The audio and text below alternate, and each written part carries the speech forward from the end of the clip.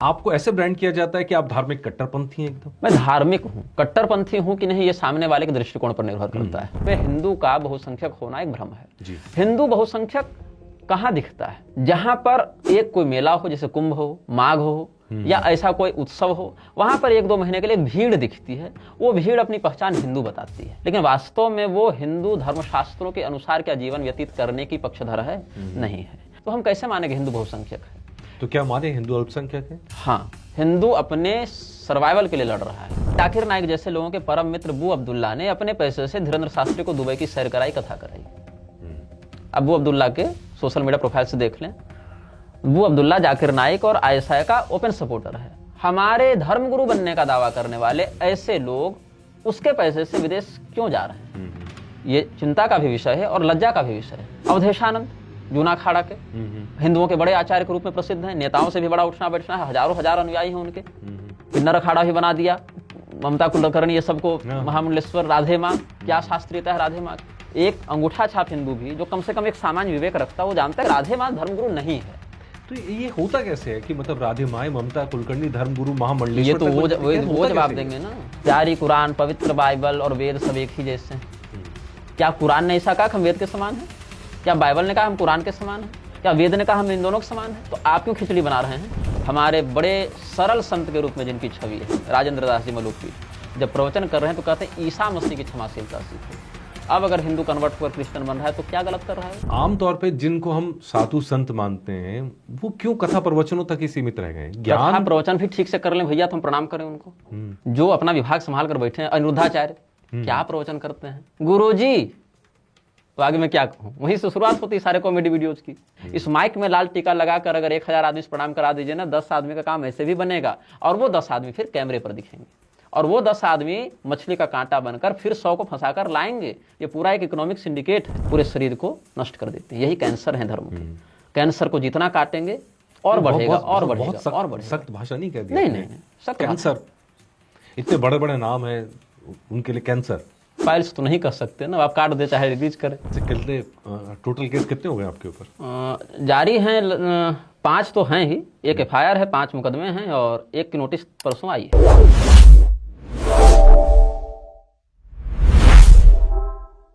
आज के जमाने में कुछ संत लोकप्रिय हैं, कुछ विद्वान कहे जाते हैं, और कुछ ऐसे हैं जो सवाल करते भी हैं और सवालों के जवाब देते भी हैं, चाहे वो सवाल कितने ही असहज क्यों ना हो। आज हमारे साथ हैं एक ऐसे संत जो अपने विचारों की वजह से चर्चा में रहते हैं, कभी सराहे जाते हैं, कभी जो चर्चा का मुद्दा बन जाते हैं, कभी ऐसी चर्चाएं उठ जाती हैं जिनको लेकर तमाम तरह के विवाद खड़े हो जाते हैं।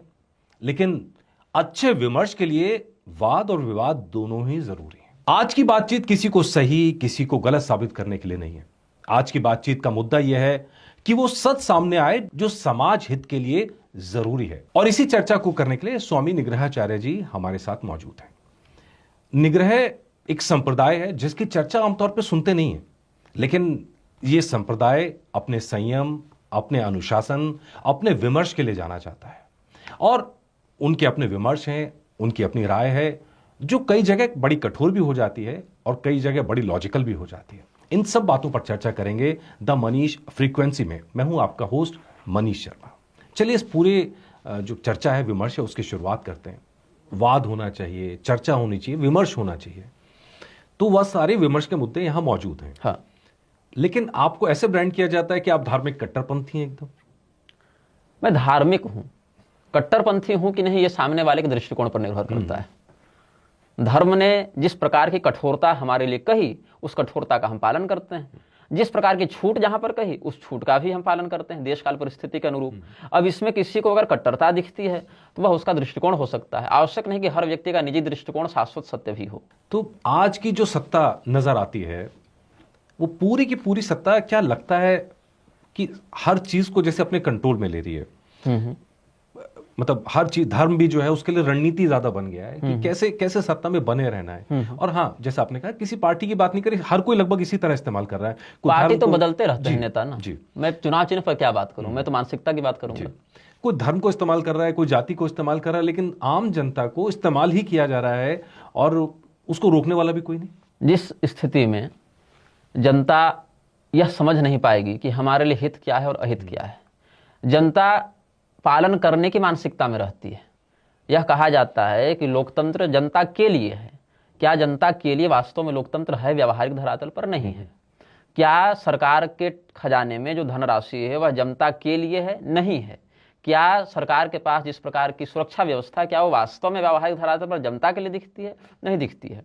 हाँ, कुछ मामलों में अपनी छवि अच्छी रखने के लिए प्रशासन, पुलिस इत्यादि का प्रयोग किया जाता है, लेकिन इतने इतने हथियारों के बाद, आविष्कारों के बाद, या इतने उन्नत विज्ञान में अपना विकास दिखाने का दावा करने के बाद भी समाज अशांत क्यों है? उपद्रव से ग्रस्त क्यों है? असुरक्षित अनुभव क्यों करता है? किसी भी बात को लेकर, जिसको आज की भाषा में कहें श्योरिटी, वो क्यों नहीं दिखती है? न हम किसी शिक्षा की स्थिति में अपने आप को श्योर मान सकते हैं, न रोजगार के क्षेत्र में मान सकते हैं, न सड़क की में सुरक्षा है, न चिकित्सा में सुरक्षा है, न हमारी आजीविका में सुरक्षा है। यहाँ तक कि अपने धार्मिक क्रियाकलापों को लेकर भी असुरक्षा का अनुभव किया जाता है। तो ऐसी स्थिति में जो लोकतांत्रिक प्रणाली के आधार पर समाज को विकसित और निष्पक्ष बनाने का दावा किया गया था उस पीढ़ी के लोगों के द्वारा, क्या वो इतने दूरदर्शी नहीं थे कि हमारे इस ह्रास को देख सकें? या वर्तमान स्थिति के जो राजनयिक हैं, क्या वो इतने प्रबुद्ध नहीं है कि उस गर्त से इस देश को निकालने में सक्षम हो सकें? इसका कारण यह है कि राजीव दीक्षित जी, उनसे कई मामलों में सहमति या असहमति लोगों की हो सकती है, किंतु एक पंक्ति उनकी मुझे बड़ी अच्छी लगती है, प्रासंगिक लगती है, कि खराबी गाड़ी में है, आप ड्राइवर बदल रहे हैं। हाँ। ये उन्होंने बहुत अनुभव से कहा था। अच्छा, बहुसंख्यक समाज जो है, वो बहुसंख्यक समाज को क्या मान लिया गया है कि वो सवाल नहीं करेगा? बहुसंख्यक कौन है? हिंदू। कैसे? आबादी ज्यादा है उनकी। हिंदुओं की आबादी कैसे ज्यादा है? हिंदू शब्द से आप किसको कह रहे हैं? क्योंकि संविधान की अगर हम बात करें तो हिंदू जो है वह तो बौद्ध, जैन, सिख और जो वेद को प्रमाण के रूप में स्वीकार करें ऐसे हम सनातनी, इन चारों को संविधान ने हिंदू की कोटि में डालकर रखा है। अब इसमें सुप्रीम कोर्ट का एक कथन है कि ट्राइबल्स पर या बहुत मामलों में ST/SC पर भी हिंदू सक्सेशन एक्ट लागू नहीं होता। अभी हाल फिलहाल का है, 1-2 महीने पहले ही सुप्रीम कोर्ट की टिप्पणी आई थी या जजमेंट आया था।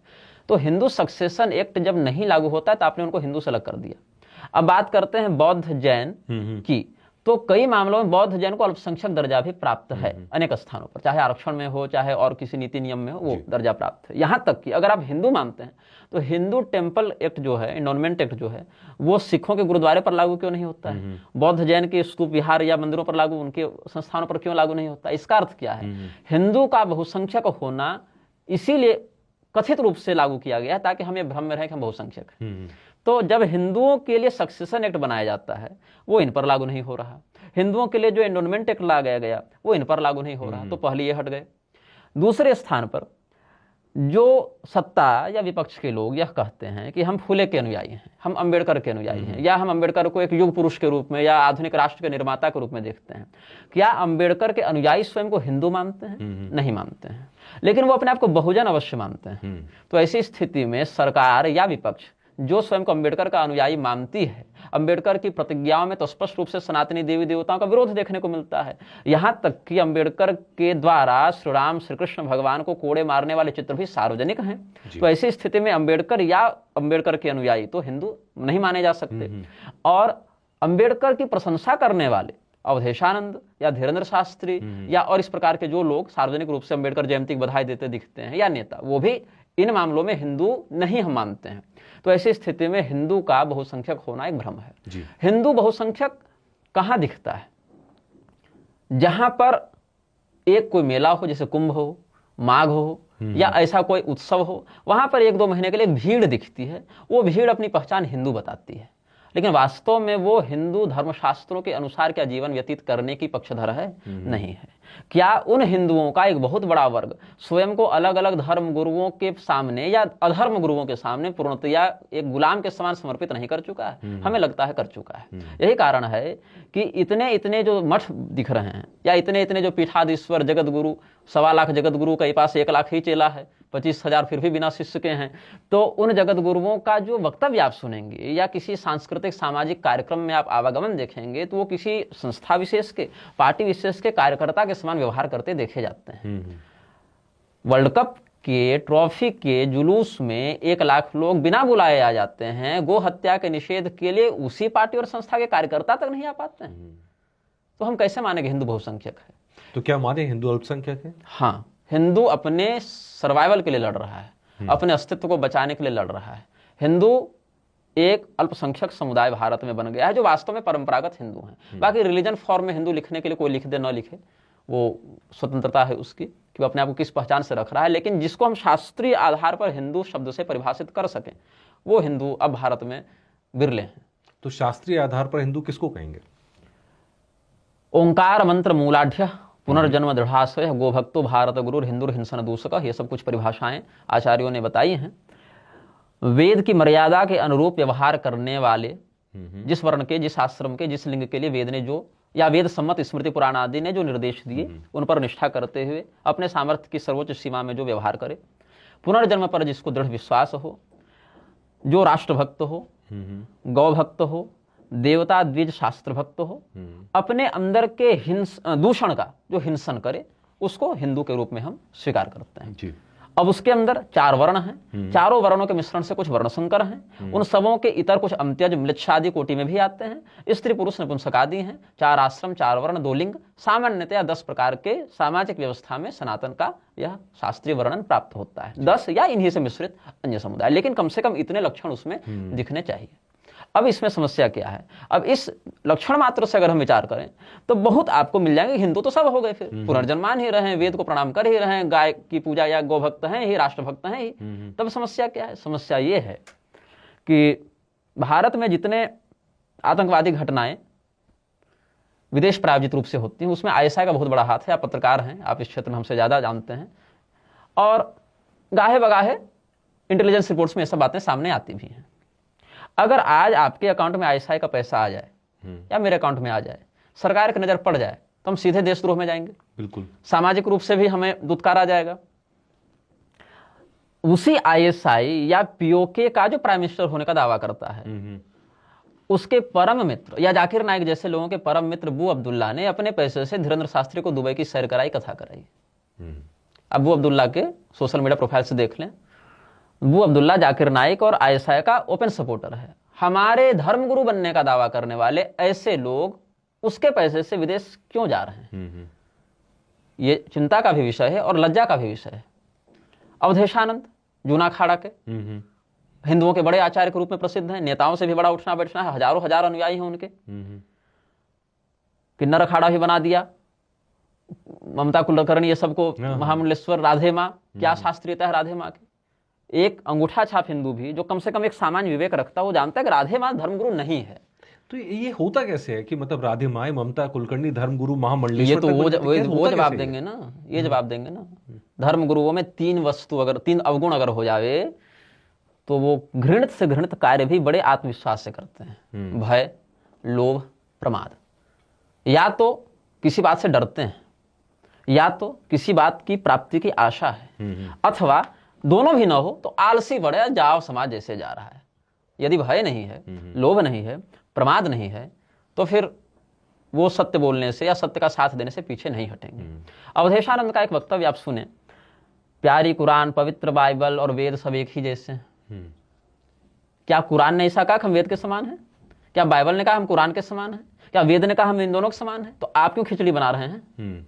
जब तीनों ने आपस में ऐसा नहीं कहा तो आप जबरदस्ती क्यों थोपने पर लगे हैं? सत्यमित्रानंद की मृत्यु पर जब आरएसएस ने एक बड़ा संगठन, ये बड़ा आयोजन किया, सब लोग उसमें आए, तो वहां पर सब खुलेआम मुसलमानों से गले मिल रहे हैं। आज एक हिंदू दूसरे मुसलमान से व्यवहार करने लगे, एक की बेटा बेटी भागकर जिहाद या जो मान लीजिए लव जिहाद में चल जाए तो सब कहेंगे कि हिंदू एकता टूट रही है। तुम्हारे गुरु ही गले मिल रहे हैं। हमारे यहाँ भगवती द्रौपदी का चरित्र आपके सामने श्रीमद् भागवत महापुराण रखा हुआ है, आशा है आप कभी पलटते भी होंगे। उसमें प्रारंभिक स्कंधों में स्थिति में आप देखेंगे जब अश्वत्थामा ने देवी द्रौपदी के 5 पुत्रों को अविधि पूर्वक मारा, हत्या की, अर्जुन ने उनको पकड़कर दंड देने के लिए वहां प्रस्तुत किया। पशुवत पाशबद्ध मवांग मुखम कर्म जुगुप्सितेन, अपने घृणित कर्म के कारण अश्वत्थामा का मुख नीचे है, पशु के समान जैसे कोई कसाई बांध कर ले जाए वैसे ले आया गया है। द्रौपदी जी की प्रतिक्रिया क्या है? मुच्यता मुच्यता मेष ब्राह्मणों नितराम गुरु, ये हमारे गुरु हैं, ब्राह्मण हैं, पूजनीय, इनको छोड़ दो। अभी ठीक से अंतिम संस्कार नहीं हुआ है बच्चों का, लेकिन उनकी क्षमाशीलता का स्तर देखिए। जब भगवती जानकी जी के पास हनुमान जी गए हैं रावण वध के बाद कि भगवान का आदेश हो गया आपको लेकर आया जाए, क्योंकि दूसरा तो जानता नहीं था वहां। हनुमान जी गए थे अशोक वाटिका तक, अंगद भी गए तो रावण के दरबार में गए, अशोक वाटिका तो गए नहीं। तो हनुमान जी के मन में एक प्रकार से खुन्नस थी, जिसको कहें आज की भाषा में, या क्षोभ था कि इन राक्षसियों ने भगवती के साथ बड़ा अत्याचार किया है, बड़ा दुर्व्यवहार किया है, इनको भी 2-4 हाथ लगाया जाए। तो उन्होंने कहा कि मैया हमारी इच्छा है कि इनको भी 2-4 हाथ लगाएं। तो भगवती जानकी जी ने मना किया, कहा कि नहीं। क्यों? क्योंकि ये राजा की आज्ञा के अधीन थे, राजा का जो आदेश होगा, ये नौकर है भैया, सेवक है, इनको मानना है। इसीलिए कौन सा ऐसा व्यक्ति है जिसने जीवन में कभी किसी का अपराध न किया हो, यह कश्चिन ना अपराध जाति, इसलिए इनको छोड़ दो, इन पर क्रोध न करो। तो क्षमाशीलता का एक उदाहरण यहाँ हमको देखने को मिलता है। जिन विश्वामित्र जी ने सत्यनिष्ठा की परीक्षा लेने के लिए राजा हरिश्चंद्र को ऐसा फंसाया कि स्वयं चांडाल के यहाँ नौकरी की, अपने बेटे की लाश के लिए कफन मांग रहे हैं अपनी पत्नी से, ऐसे हरिश्चंद्र जी क्षमाशीलता की पराकाष्ठा हम समझते हैं। राजा नल, जिनको और जिनकी पत्नी को क्या तरीके से नहीं दुर्गति में डाला उनके भाई पुष्कर ने, जब प्राण का विजय कर लेते हैं राजा नल, तो दंड नहीं देते, क्षमा कर देते हैं। ये क्षमाशीलता होती है। हमारे बड़े सरल संत के रूप में जिनकी छवि है, राजेंद्र दास जी मलुकपीठ, जब प्रवचन कर रहे हैं तो कहते हैं ईसा मसीह की क्षमाशीलता सीखो। अब अगर हिंदू कन्वर्ट होकर क्रिश्चियन बन रहा है तो क्या गलत कर रहा है वो? क्योंकि आप तो आदर्श पुरुष के रूप में हैं कि ये तो बड़े सरल संत हैं, तो सबके साथ में हाथ जोड़ते हैं, सबके सामने सरलता से रहते हैं। ठीक है, उस सरलता के प्रभाव में लाकर सनातन को आप किधर ले जा रहे हैं? क्या हमारे पास देवी द्रौपदी का चरित्र नहीं था? क्या भगवती सीता का चरित्र नहीं था? क्या महाराज हरिश्चंद्र नल का चरित्र नहीं था? इनका नाम पुण्य श्लोक क्यों कहा जाता है? इनके चरित्र का श्रवण करना भगवत चरित्र के ही समान पवित्र मानते हैं, इसीलिए प्रातः स्मरणीय इनको मानते हैं। लेकिन आपको क्षमाशीलता दिखानी है तो ईसा मसीह से लेकर दिखानी। आज नरेंद्र दत्त का जन्मदिन है, जिसको हम विवेकानंद के नाम से जानते हैं। लोग कहते हैं विवेकानंद ने भारत को ईसाई बनने से बचाया, विदेश में हिंदू धर्म का झंडा फैलाया। विवेकानंद जीवन में तमाम मांस खाए, गांजा फूके, भांग खाए, 39 साल में मर गए, ये भी सत्य है।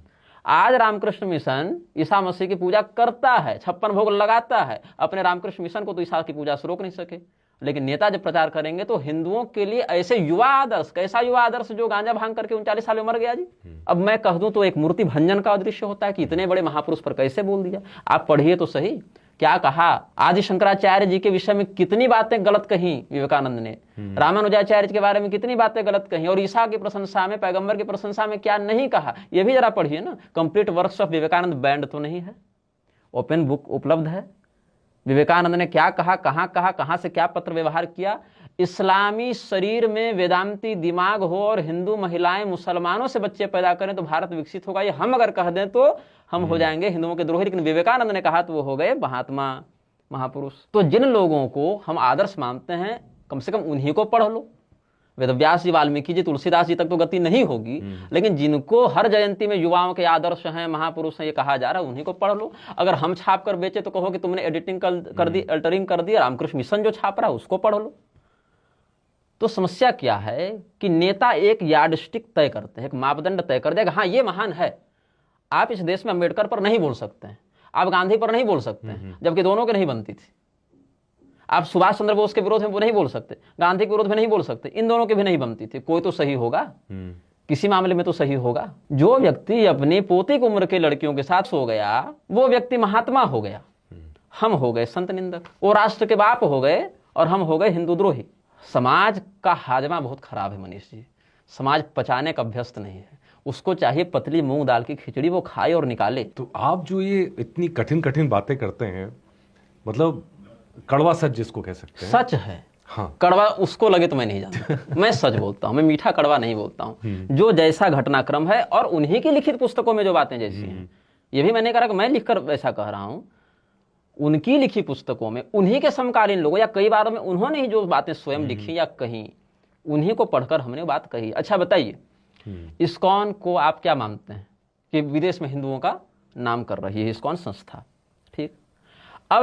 अब इस्कॉन से तो मेरा कोई संबंध नहीं है। आज अगर मैं कहूं कि देखिए, अगर आपको अपने घर में गणेश जी की पूजा करनी होगी तो आपको $1,00,000, घर में, पब्लिकली नहीं, घर में प्राइवेट कैंपस में अगर आपको गणेश जी की पूजा करनी है, आज के डेट में आपको $1,00,000 हमको देना पड़ेगा हर महीना। तो आप क्या कहेंगे? गलत, एकदम संवैधानिक रूप से भी गलत मानेंगे और सामाजिक रूप से गलत मानेंगे। लेकिन ये प्रभुपाद ने कहा, लेटर्स हैं मेरे पास, प्रभुपाद ने आधिकारिक रूप से कहा कि गणेश जी की पूजा नहीं कर सकते। अगर प्राइवेटली करना चाहते तो उस जमाने में $1,00,000 हर महीना हमको दो, तब गणेश जी की पूजा करना, वो भी प्राइवेटली, पब्लिकली नहीं कर सकते हो। आज क्या हो रहा है, हमारे भगवान कृष्ण को सेंटा क्लॉज के कपड़े पहनाए जा रहे हैं। क्यों भाई? वेटिकन में हिम्मत है कि मोर मुकुट मुरली चढ़ा दो? नहीं, घूस नहीं दिया जाएगा आपको। वेटिकन आर्काइव्स में वहां के आर्क बिशप्स भी नहीं जा सकते ढंग से, अगर पोप उस प्रकार के कंसेंट न दे तो। लेकिन हमारे देवताओं को कैसे धीरे धीरे पकड़ा गया जी। योगानंद गए, दया माता ले आए, विवेकानंद गए, निवेदिता ले आए, अरविंदो के यहाँ भी एक थी कोई मीरा अल्फासा, क्या नाम था उसका। ये घुसपैठ है। आज योगदास सत्संग वाले कर रहे हैं कि नहीं Christmas, Ravishankar Christmas, Jaggi Vasudev Christmas, Isha foundation, Ramakrishna mission Christmas, Kripalu Jagadguru Christmas, Ramzan, क्यों? तो इससे ये नहीं होता है कि अगर हम क्रिसमस मनाएंगे तो जैसे वहां धर्मांतरण हो रहा है तो आप भी वहां कनेक्ट करके धर्मांतरण की कोशिश कर सकते हैं या ईसाइयों तक पहुंच बना सकते हैं, ऐसा नहीं होता क्या धर्म में ऐसी व्यवस्था है? धर्म में तो सनातन धर्म के अंतर्गत जो 30 मानव धर्म बताए, जो कहते हैं कि सब मानवता सबसे बड़ा धर्म है। भागवत महापुराण दूसरा खंड देख लीजिएगा, 11वां स्कंद। 30 प्रकार के मानव धर्म। शरीर से आप मनुष्य हो गए तो 30 प्रकार के सद्गुण आपके लिए मैंडेटरी हैं। सत्य बोलना, हिंसा करना, व्यभिचार न करना, दूसरे की संपत्ति न हड़पना, सहनशीलता, ये सब 30 ऐसे गुण हैं जो हर मनुष्य में होने चाहिए। आप वो है तो आप सनातनी हैं। उस अंश में जो 30 मानव धर्मों का प्रयोग कर रहा है। और मानव शब्द मनुप्रोक्त है, मानव शब्द ही मनु से निकला है, मनो अपत्यम, इस भाव से मानव शब्द बनेगा। मनु की संतान के ही, जैसे दनु से दानव, मनु से मानव, है ना, इस प्रकार से। अब ये मानवाधिकार आयोग बना घूम रहे हैं। मानव और अधिकार दोनों से मतलब नहीं है, लेकिन आयोग है, क्योंकि आयोग है तो पैसा है, पैसा है तो रुतबा है। गाड़ी के आगे मानवाधिकार आयोग लिख जावे तो फिर एक रुतबा होता है। तो रुतबे के चक्कर में न शब्द का पता है, विकलांग को दिव्यांग बनाए घूम रहे हैं। भगवान करे ऐसी दिव्यता सबको मिले। जो शब्द है, जो जिस शब्द में आचार्यों ने या परंपरा से प्राप्त है, कोई गाली नहीं है वो, लेकिन अगर आप उसको दिव्य कह देंगे तो वह दिव्य भी नहीं बन जाएगा। राम जी का शरीर दिव्य है तो क्या कहने, विकल है। दोनों एकादशी और बकरीद में कुछ तो अंतर होगा। तो शब्दों को बदलना, उनके अर्थ को बदलना पूरी संस्कृति के मौलिक संरचना पर आघात करता है। अगर हम ये समझें कि उसकी संस्कृति में हम घुस जाएं, शौचालय का लोटा और पूजा का लोटा साथ में रखें, इधर वाला यहां रखें, इधर वाला यहां रखें, पूजा का लोटा ही अपवित्र माना जाएगा। एक लोटे में गंगा जल हो और दूसरे लोटे में नाली का जल हो तो अपवित्र कौन माना जाएगा? नाली का जल जब मिश्रण करेंगे तो वही प्रदूषित माना जाएगा, नाली अलग से प्रदूषित नहीं होगी। मैं यहाँ किसी को डिफेम या डिमीन नहीं कर रहा हूं, मैं बस ये बता रहा हूं, धर्म एको ही निश्चला, धर्म 50 नहीं है, धर्म एक है। हाँ, उसके अंतर्गत आने वाले अनुभाग अलग है कि राज धर्म है, गुरु धर्म है, शिष्य का धर्म है, पुत्र का धर्म है। हमारे यहाँ तो मासिक धर्म भी शब्द है, वो भी धर्म से इतर नहीं हो सकता है। हमारे यहाँ जब गाड़ी भी तोड़ रहे हैं तो कह रहे हैं कि धर्म कांटा है, धर्म कांटा है। क्यों? सत्य लोके तुलाम बद्ध्वा तोलयत साधनान जजः, भागवत महापुराण का महात्मा देख लीजिएगा। लघुन्यन्यानि जातानि गौरवेण इदम्भत तदा ऋषिगणा सर्वे विस्मयं परमं। तो धर्म कांटा कहते हैं कि वहां भी बेईमानी नहीं होगी, वहां भी एक निष्ठा का प्रदर्शन होगा। धर्म इतना व्यापक है। तो एक व्यवस्थित प्रणाली जो शास्त्रीय मर्यादा से प्रकृति के अनुरूप हमें प्राप्त हुई वह धर्म है। अब धर्म निरपेक्ष राष्ट्र को पता ही नहीं कि धर्म क्या है। हम सभी धर्मों का सम्मान करते हैं, पता ही नहीं कि धर्म क्या है, तो सम्मान आप करें किसका? उसका कह रहा है, उसके मजहब में कह रहे हैं कि काफिर की बेटी उठा कर ले आओ और बलात्कार कर दो, और आप कहेंगे वो धर्म है। तो फिर अगर सब कुछ धर्म है तो यह भी तो स्पष्ट किया जाए समाज के द्वारा कि अधर्म किसे कहते हैं। क्योंकि धर्म अकेला तो नहीं है ना, अगर कुछ प्रकाश है तो कुछ अंधकार की परिभाषा भी होगी। तो धर्म अगर कुछ है तो अधर्म की क्या परिभाषा आप कहते हैं? और धर्म निरपेक्ष अगर हैं तो कहीं इसका अर्थ यह भी तो नहीं हो रहा है कि आप अधर्म सापेक्ष बनते जा रहे हैं। और यही है, आप धर्म निरपेक्ष नहीं है, आप अधर्म सापेक्ष। लेकिन अधर्म सापेक्ष बोलने में थोड़ी पोल खुलती दिखती है, धर्म निरपेक्ष बोलने में थोड़ी उदारता का दर्शन होता है। तो सब अपना धर्म छोड़कर बैठे हैं। राजा अपना धर्म छोड़कर बैठा है, राजधर्म नहीं निभा रहा। आरक्षी अपना धर्म छोड़कर बैठा, वो अपना धर्म नहीं निभा रहा। न्यायाधीश अपना न्याय धर्म छोड़कर बैठे हैं, क्योंकि अब निरपेक्ष हो चुके हैं। सरकार तो अपने आप को कहती है कि अब तो जो मौजूदा सरकार है कि वो हम तो हमारे उसमें तो सनातन बम बम हो गया है, बिल्कुल पूरी दुनिया में डंका पिट रहा है, हम तो विश्वगुरु बनने की तरफ हैं। तो अच्छा, ये बात इनके अलावा और कितने लोग कहते हैं विश्व में? डंका वाली जो बात है, और कितने लोग कह रहे हैं कि सर आपका डंका बज रहा है, आप बताइए हम कैसे अपना देश चलाएं, जरा हमारे पास आकर मॉडल दिखा दीजिए अपना। हमें तो ऐसा नहीं दिख रहा है। देखिए, मैं कहता हूं जैसे अभी जिनकी सरकार है, चलो मोदी का नाम ले देते हैं, मान लो अगर मैं अभी ये कह दूं कि मोदी जो है वो जैन धर्म के तीर्थंकर हैं, क्या ये एक्सेप्ट किया जाएगा? बौद्ध हैं, बोधिसत्व हैं, पैगंबर, विष्णु भगवान के 11वें अवतार, कोई नहीं मानेगा।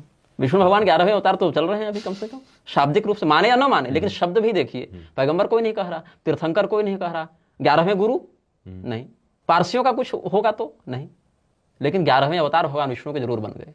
जिस क्षण इस देश के नालायकों ने हर हर महादेव के स्थान पर मोदी बोलना शुरू कर दिया, उस दिन ये मुर्दे हो गए। अब मुर्दे दुर्गंध के अलावा कुछ नहीं कर सकते हैं, तो डंका बजाएं चाहे डंका फाड़ें, उससे धर्म का क्या होगा? अब वाराणसी कितनी बार जाते हैं मैं नहीं जानता। वाराणसी के जिन मंदिरों में हम स्वयं जाकर पूजा अर्चना करते थे, हमारे छोटे भाई या बड़े अग्रज ये सब जो मौसेरे या सगे में भी जो करते थे, वो सारे मंदिर अब शौचालय में परिवर्तित हो चुके हैं, क्योंकि कह दिया गया काशी को क्योटो बनाएंगे। हाँ, विरोध पहले हुआ। विरोध इस बात को लेकर नहीं हुआ कि मंदिर टूट रहे हैं, विरोध इस बात को लेकर हुआ कि मुआवजा कम मिल रहा है, तो मुआवजे की रकम बढ़ा दी गई और विकास हो गया। अब विदेश से या बाहर से जो पर्यटक कभी साल 2 साल 5 साल में एक बार वाराणसी जाएंगे, उनको लग रहा है वाह क्या चमक गया, लेकिन उस चमक के पीछे क्या अवसाद है, क्या अंधकार है, वो वही जानेगा जो वाराणसी में 2-4 साल घुमा हो, गलियों में रहा हो। आप तो वहाँ पढ़े भी हैं? मैं, मेरे छोटे भाई। अच्छा, हाँ, मैं वहाँ कुछ साधना तपस्या के लिए जाता रहा हूँ, महीना 2 महीना रहकर आता था, लेकिन मेरे छोटे भाई और एक मौसेरे अग्रज वो लगभग 2 साल और इधर ये 5-6 साल लगातार रहे हैं। आप जाते थे, लेकिन अध्ययन काफी किया आपने जितना। हाँ, देखिए मेरी प्रवृत्ति अध्ययन की ही है जी। अभी मेरे पास भगवान की कृपा से 5000 पुस्तकों का व्यक्तिगत संग्रह है, और उनमें से बहुत सी पुस्तकें जो हैं वो 400-500 साल पुरानी है। हाँ, मैं उस संग्रह को सार्वजनिक नहीं करता हूँ, क्योंकि वो कुदृष्टि पड़ जाएगी दुष्टों की, तो इसीलिए सुरक्षित रखता हूँ। बचपन से मेरे अंदर भगवत कृपा से, माता पिता गुरुजनों के आशीर्वाद से पढ़ने की प्रवृत्ति रही। मैं कभी अपने दिमाग को ठहराव में नहीं रख सकता हूँ, ये होगा नहीं मुझसे, और मैं कुछ भी पढ़ देता हूँ। मेरे पास अगर आप सर्जरी की बुक रखे तो मैं एक बार जरूर पलटूंगा, आप मेरे पास क्वांटम फिजिक्स रखे मैं जरूर पलटूंगा, AI का भी पलटूंगा, सब पलटूंगा, जो भी है, चाहे वो धर्म का विषय हो, विज्ञान का विषय हो, राजनीतिक विषय हो, अर्थशास्त्र का विषय, मैं पलट दूंगा, और इससे खुलता है मस्तिष्क। आपके विचार अवरुद्ध नहीं होने देगा वह। हाँ, सहमत होना असहमत होना ये तो अनुभव की बात है, विचारों की बात है, लेकिन कम से कम ठहराव नहीं होने देगा, जमकर सड़ने नहीं देगा वो। मैंने देखा आपकी बातों में चैट GPT भी आता है, AI भी आता है, वो मार्वल सिनेमैटिक यूनिवर्स भी आएगा उसमें तारक मेहता का भी आएगा, उसमें कुछ भी आएगा, मोटू पतलू से लेकर और जो है सो इल्यूमिनाती तक उसमें आएगा। तो लेकिन ये जो चीज है, मतलब आमतौर पे जिनको हम साधु संत मानते हैं, वो क्यों कथा प्रवचनों तक ही सीमित रह गए? ज्ञान प्रवचन भी ठीक से कर लें भैया तो हम प्रणाम करें उनको। जो अपना विभाग संभाल कर बैठे हैं, अनिरुद्धाचार्य क्या प्रवचन करते हैं, गुरुजी, तो आगे मैं क्या कहूँ, वहीं से शुरुआत होती है सारे कॉमेडी वीडियोज की। मैं कहना चाह रहा था, मैं इवन सवाल भी पूछना चाह रहा था, कथा की क्या शैली होनी चाहिए जी। भागवत महापुराण में देख लीजिए, कम से कम, या शिव पुराण है, रामचरितमानस है, वक्ता को या शास्त्र उपदेष्टा को कैसे लक्षणों से युक्त होना चाहिए, उसके जीवन की क्या, एक सामान्य भी चलें, अधीति बोधाचरण प्रचारण चलें, अध्ययन करो, बोध करो, फिर आचरण करो, उसके बाद वहां पर निष्ठा बन गई तब प्रचार करो। अब अभिनव अरोड़ा क्या धर्म बताएगा जी? न आपने समाज को पर्याप्त देखा, न आपने धर्मशास्त्रों को पर्याप्त पढ़ा। मतलब एक व्यक्ति जो नरेगा का मजदूर है, वो भी एक सामाजिक दृष्टिकोण से आपसे ज्यादा अनुभव रखता है। आप कभी बस का टिकट लेकर कहीं जाने कहा जाए तो नहीं चल पाएंगे आप, और आपने वो हाँ समझ गए जी। कुछ बातें समय के साथ और कुछ बातें परिश्रम के साथ ही समझ में आती हैं। माता पिता ने देखा आसान रेवेन्यू मॉडल है, बेटा को डालो। 10-10 साल के बच्चे बन रहे हैं कथावाचक। आप जब तक उसका विधिवत अध्ययन नहीं करेंगे, और विधिवत अध्ययन के, मेरा देखिए 6 साल की उम्र में भी मेरा सहारा पर आया था इंटरव्यू, बीच में मैं मीडिया से गायब क्यों हुआ? अगर मैं चाहता तो क्या मैं बना नहीं रह सकता था? पिताजी ने कहा कि मीडिया बाद में जीवन भर उपयोग में आ सकती है, अध्ययन का एक समय और एक तरीका होता है, उसको खो दोगे तो केवल प्रसिद्ध रहोगे, लेकिन जो प्रसिद्धि समाज के किसी काम नहीं आ सकती है। तुम्हारे लिए प्रॉपर्टी बना देगी, गाड़ियां बना देगी, ये सब कर देगी, लेकिन उससे जीवन का जो उद्देश्य होना चाहिए वो नहीं। वो तुम एक मनोरंजक बन जाओगे समाज के, मतलब एक अभिनय कर रहे हो, एक नाटक कर रहे हो, वो तुमको नहीं बनना है। तो इसीलिए मैंने अपने दिमाग को डाटा कंजम्पशन का सर्वर बनाया है। समाज में जो दिख रहा है उसको लेते जाओ, पहले आने दो, फिर उसमें शास्त्र का फिल्टर लगाकर करो, कैटेगराइज करो कि हाँ इतना काम का है, इतना नकारात्मक, इतना बेकार है, इतने को और कंट्रोल की आवश्यकता है। तो पहले डाटा कंजम्पशन कर लो, उसके बाद फिल्टर करो, उसके बाद सामने आउटपुट दो। यहाँ ना कंजम्पशन है ना आउटपुट है, बस पता नहीं किस नशे में सब चल रहे हैं। तो कथावाचन का जो क्षेत्र है वो ऐसा नहीं कोई टाइम पास स्टोरी टेलिंग है, वो स्टोरी टेलिंग नहीं है। आप धर्म ग्रंथों को अक्षर ब्रह्म कहते हैं, शब्द ब्रह्म कहते हैं कि तेने यंग वांगमयी मूर्ति प्रत्यक्षा वर्तते हरे, यह भगवान कृष्ण का शाब्दिक विग्रह है। और आप कह रहे हैं कि एसी कमरे में बैठकर 3 महीना वृंदावन आइए और भागवत कथा के मर्मज्ञ बन जाइए, ये संभव ही नहीं है। आज भी मैं जब प्रवचन करता हूं, आप देखे होंगे, मैं ग्रंथ रख कर खोल कर बैठता हूं, क्योंकि मैं ये दिखाने नहीं बैठा हूं मुझे कितने याद हैं, मैं यह दिखाने बैठा हूं, यह प्रयास करने बैठा हूं कि मेरे मुख से निकली प्रत्येक पंक्ति को मैंने देखा, परीक्षण किया, तब आप तक पहुंचाया, त्रिस्तरीय जांच कर ली, और अगर फिर भी कोई गलती हो गई और किसी ने टोक दिया, बता दिया, तो अगले प्रवचन में उसको सुधारा मैंने। तो इसीलिए कथावाचन एक व्यवसाय नहीं है, कथावाचन एक शौक नहीं, एक टाइम पास या मनोरंजन नहीं है। वो लोक परलोक को व्यवस्थित रूप से कल्याण का पात्र बनाने का एक माध्यम है, और इस माध्यम में ये लोग बहुत बुरी तरीके से असफल हो रहे हैं। तो अब तो पूरा रील जो आप बात कर रहे थे, रील तो रोज फोन खुलते ही वो रील जरूर आती है कि कोई लड़की है, उसमें से क्लिप काट काट के उसके कॉमेडी चंक्स बने हुए हैं, जोक्स चल रहे हैं। तो बताया ना, मनोरंजन है ना, मनोरंजन है। किसी ढंग के शास्त्रज्ञ साधु के सामने इनकी चर्चाएं नहीं चलती। हाँ, दक्षिणा लिफाफा के लोभ से लिफाफा पीठाधीश्वर जितने होंगे वो सब जा जाकर उनके मंचों पर उनकी प्रशंसा करके आ जाते हैं। आपने हमें किसी के मंच पर ऐसा नहीं देखा होगा। क्यों? क्योंकि उनके लिफाफा का स्रोत भी हम जान रहे हैं और उसका परिणाम भी हम जान रहे हैं। मेरा तो यह कहना है कि मैं ब्राह्मण हूं, मैं भीख मांगकर भी खा लूंगा तो कोई हमको अलग से हानि नहीं। एक पेट है, शरीर 43 किलो का है, बहुत ज्यादा हमको हाथी जैसा कंजम्पशन नहीं चाहिए आहार का। लेकिन जो हमारे मुख से निकली बात है उस पर तो हमारा नियंत्रण हो सकता है कि हम समाज को अपने जानकारी की सीमा में गलत नहीं बताएं। यहां तो जानकारी ग्रहण ही नहीं करना चाहते लोग। क्यों? क्योंकि शिवपुराण है ना सामने जी। एक टोटका निकाल कर दिखा दीजिए प्रदीप मिश्रा का जो शिवपुराण में मिल जाए। तो ये अभी तो चलिए प्रदीप मिश्रा जी, इससे पहले निर्मल बाबा हुआ करते थे। हाँ, हरी चटनी लाल चटनी तो सब देखा हुआ है आप लोगों का। यही भीड़ है ना, यही भीड़ है। निर्मल बाबा तो यही जो निर्मल बाबा का अंत हुआ, किसी काल में इनका भी होगा। हाँ, लेकिन अपना पतन कराएं उससे पहले कितनों का करा चुके होंगे। तो जनता मानने कैसे लग जाती है? जनता मूर्ख है, जनता जो है वह विवेकहीन है, जनता भीड़ है। जनता अपना दिमाग नहीं लगाना चाहती क्योंकि जनता उलझी हुई है, जनता परेशान है। जनता बचपन से संघर्ष कर रही है सर्वाइवल के लिए। जनता बचपन से संघर्ष कर रही है कि कैसे हम जिस स्थिति में हमारा समाज है, देखिए जो बिल्कुल गरीब लोग हैं उनकी पहुंच तो यहाँ तक है नहीं, वो पंडाल की भीड़ भरने के अलावा कोई काम करते नहीं। मिडिल क्लास जो है वो क्यों इनके पीछे जाता है? क्योंकि वो चाहता है, और विशेषकर महिलाएं, सबसे ज्यादा दोष इसमें महिलाओं का है। आपके घर में कोई एक महिला किसी बाबा की भक्त बन गई तो घर में क्लेश करके भी अपने पति पुत्र भाई को बना ही देगी उसका भक्त। आप उस महिला के सामने उसकी बुराई नहीं कर सकते जो गुरुजी हैं। तो इन लोगों ने महिला को टारगेट किया। महिलाओं को कैसे टारगेट किया? सबसे पहले छोटे छोटे नुस्खे, ये कर लो तुम्हारे बेटे की नौकरी लग जाएगी, ये कर लो तुम्हारी बिटिया का बढ़िया ब्याह हो जाएगा, ये कर लो तुम्हारी ननद तुम्हारे सास तुम्हारे अनुकूल हो जाएगी। कौन महिला नहीं चाहेगी? और क्या करना है भाई? अरे तुरंत जाओ, थोड़ा बहुत ये सब कर लो, हो गया। इस चक्कर में देखने लगे लोग, न केवल देखने लगे बल्कि फॉरवर्ड करने लगे अपने महिला मंडली में कि स्टेटस में लगाने लगे। और एक महिला किसी घर की बन गई किसी बाबा के चक्कर में, वो पूरा घर, रिश्तेदार, आस पड़ोस सबको रिकमेंड कर रेफरल कोड के साथ वहां तक पहुंचा देगी। अब वो भले व्यक्ति परेशान हो, नहीं हो, क्या हो, लेकिन कम से कम घर में क्लेश न हो, इसके चक्कर में वो हाजिरी लगाने पहुंच गया। भीड़ बढ़ने लगी। और मान लो 1 लाख लोग पहुंच रहे हैं, 500 1000 का काम ऐसे भी बनना है। इस माइक में लाल टीका लगाकर अगर 1000 आदमी से प्रणाम करा दीजिए ना, 10 आदमी का काम ऐसे भी बनेगा। और वो 10 आदमी फिर कैमरे पर दिखेंगे, और वो 10 आदमी मछली का कांटा बनकर फिर 100 को फंसाकर लाएंगे। ये पूरा एक इकोनॉमिक सिंडिकेट है। और इसमें धर्म को अर्थ से नीचे कर दिया गया, जबकि धर्म के बाद अर्थ था। अब अर्थ ने धर्म को जकड़ लिया। यदि हम गाड़ी चलाने लगे तो गंतव्य तक पहुंचेंगे, और गाड़ी अगर हमको चलाने लगे तो परम गंतव्य तक पहुंचा देगी। तो अर्थ ने धर्म को जब अपना ग्रास बना लिया तो वह धर्म धर्म नहीं रहा, वह अधर्म हो गया। वह अर्थ भी अर्थ नहीं रहा, वह अनर्थ बन गया। हमारा शरीर अपनी प्राकृतिक गति से बढ़े, हमारे कोशिकाएं अपनी प्राकृतिक गति से विकास करें तो शरीर की वृद्धि होती है, और प्राकृतिक गति से विकास करें तो वही कोशिकाएं कैंसर बन जाती हैं, पूरे शरीर को नष्ट कर देती है। यही कैंसर है धर्म के। कैंसर को जितना काटेंगे और बढ़ेगा और बढ़ेगा और बढ़ेगा। सख्त भाषा नहीं कह दिया? नहीं, सख्त कैंसर, इतने बड़े बड़े नाम है उनके लिए कैंसर।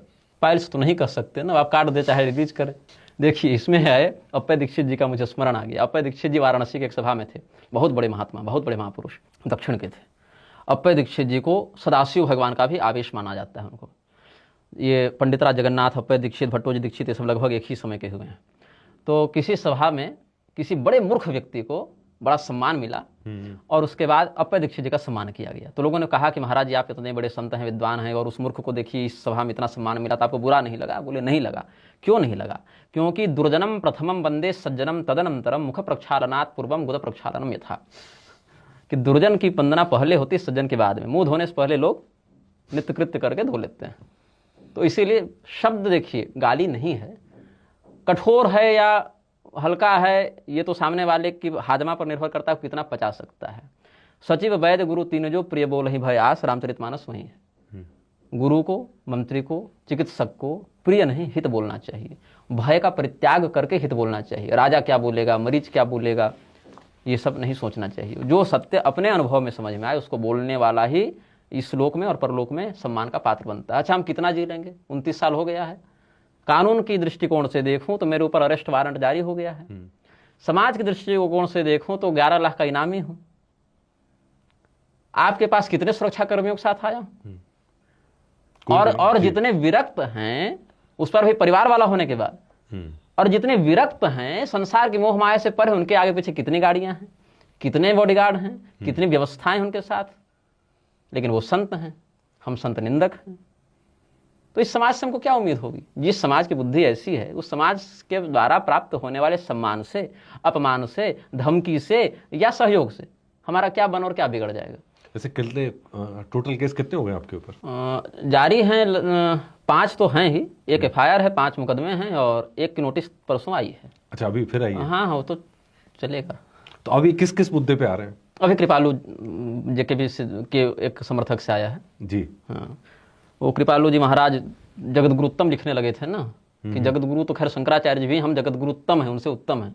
तो हमने उनकी एक वीडियो डाल दी थी जिसमें वो फुल पैंट शर्ट पहन के नाच रहे थे। वो वीडियो में दिखाऊंगा आपको, यहाँ दिखाऊंगा तो कॉपीराइट लगा देंगे, तो मैं कभी दिखाऊंगा किनारे जाकर ऑफ कैमरा। उसमें वो लड़कियां गीत गा रही हैं कि क्या खूब लगते हो, बड़े सुंदर लगते हो, वो नाच रहे हैं।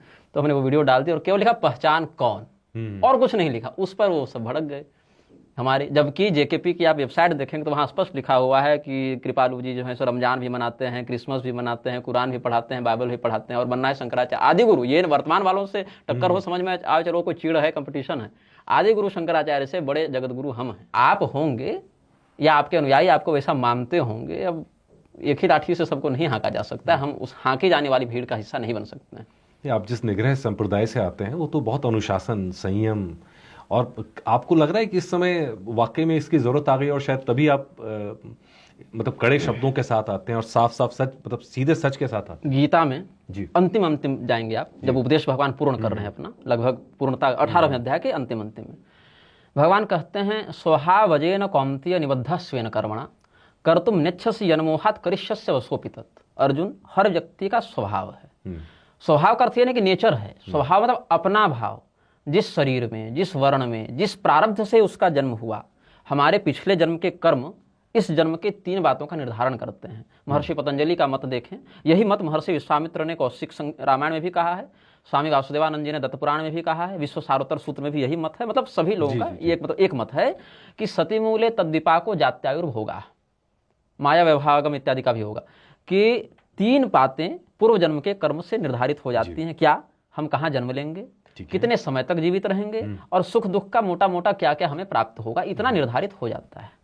और वही व्यक्ति के स्वभाव का निर्माण भी करता है। तो स्वभावजेन कौन्तेय निबद्ध स्वेन कर्मणा, अपने कर्म से अनुबद्ध वह जीव अपने स्वभाव के विरुद्ध नहीं जा सकता।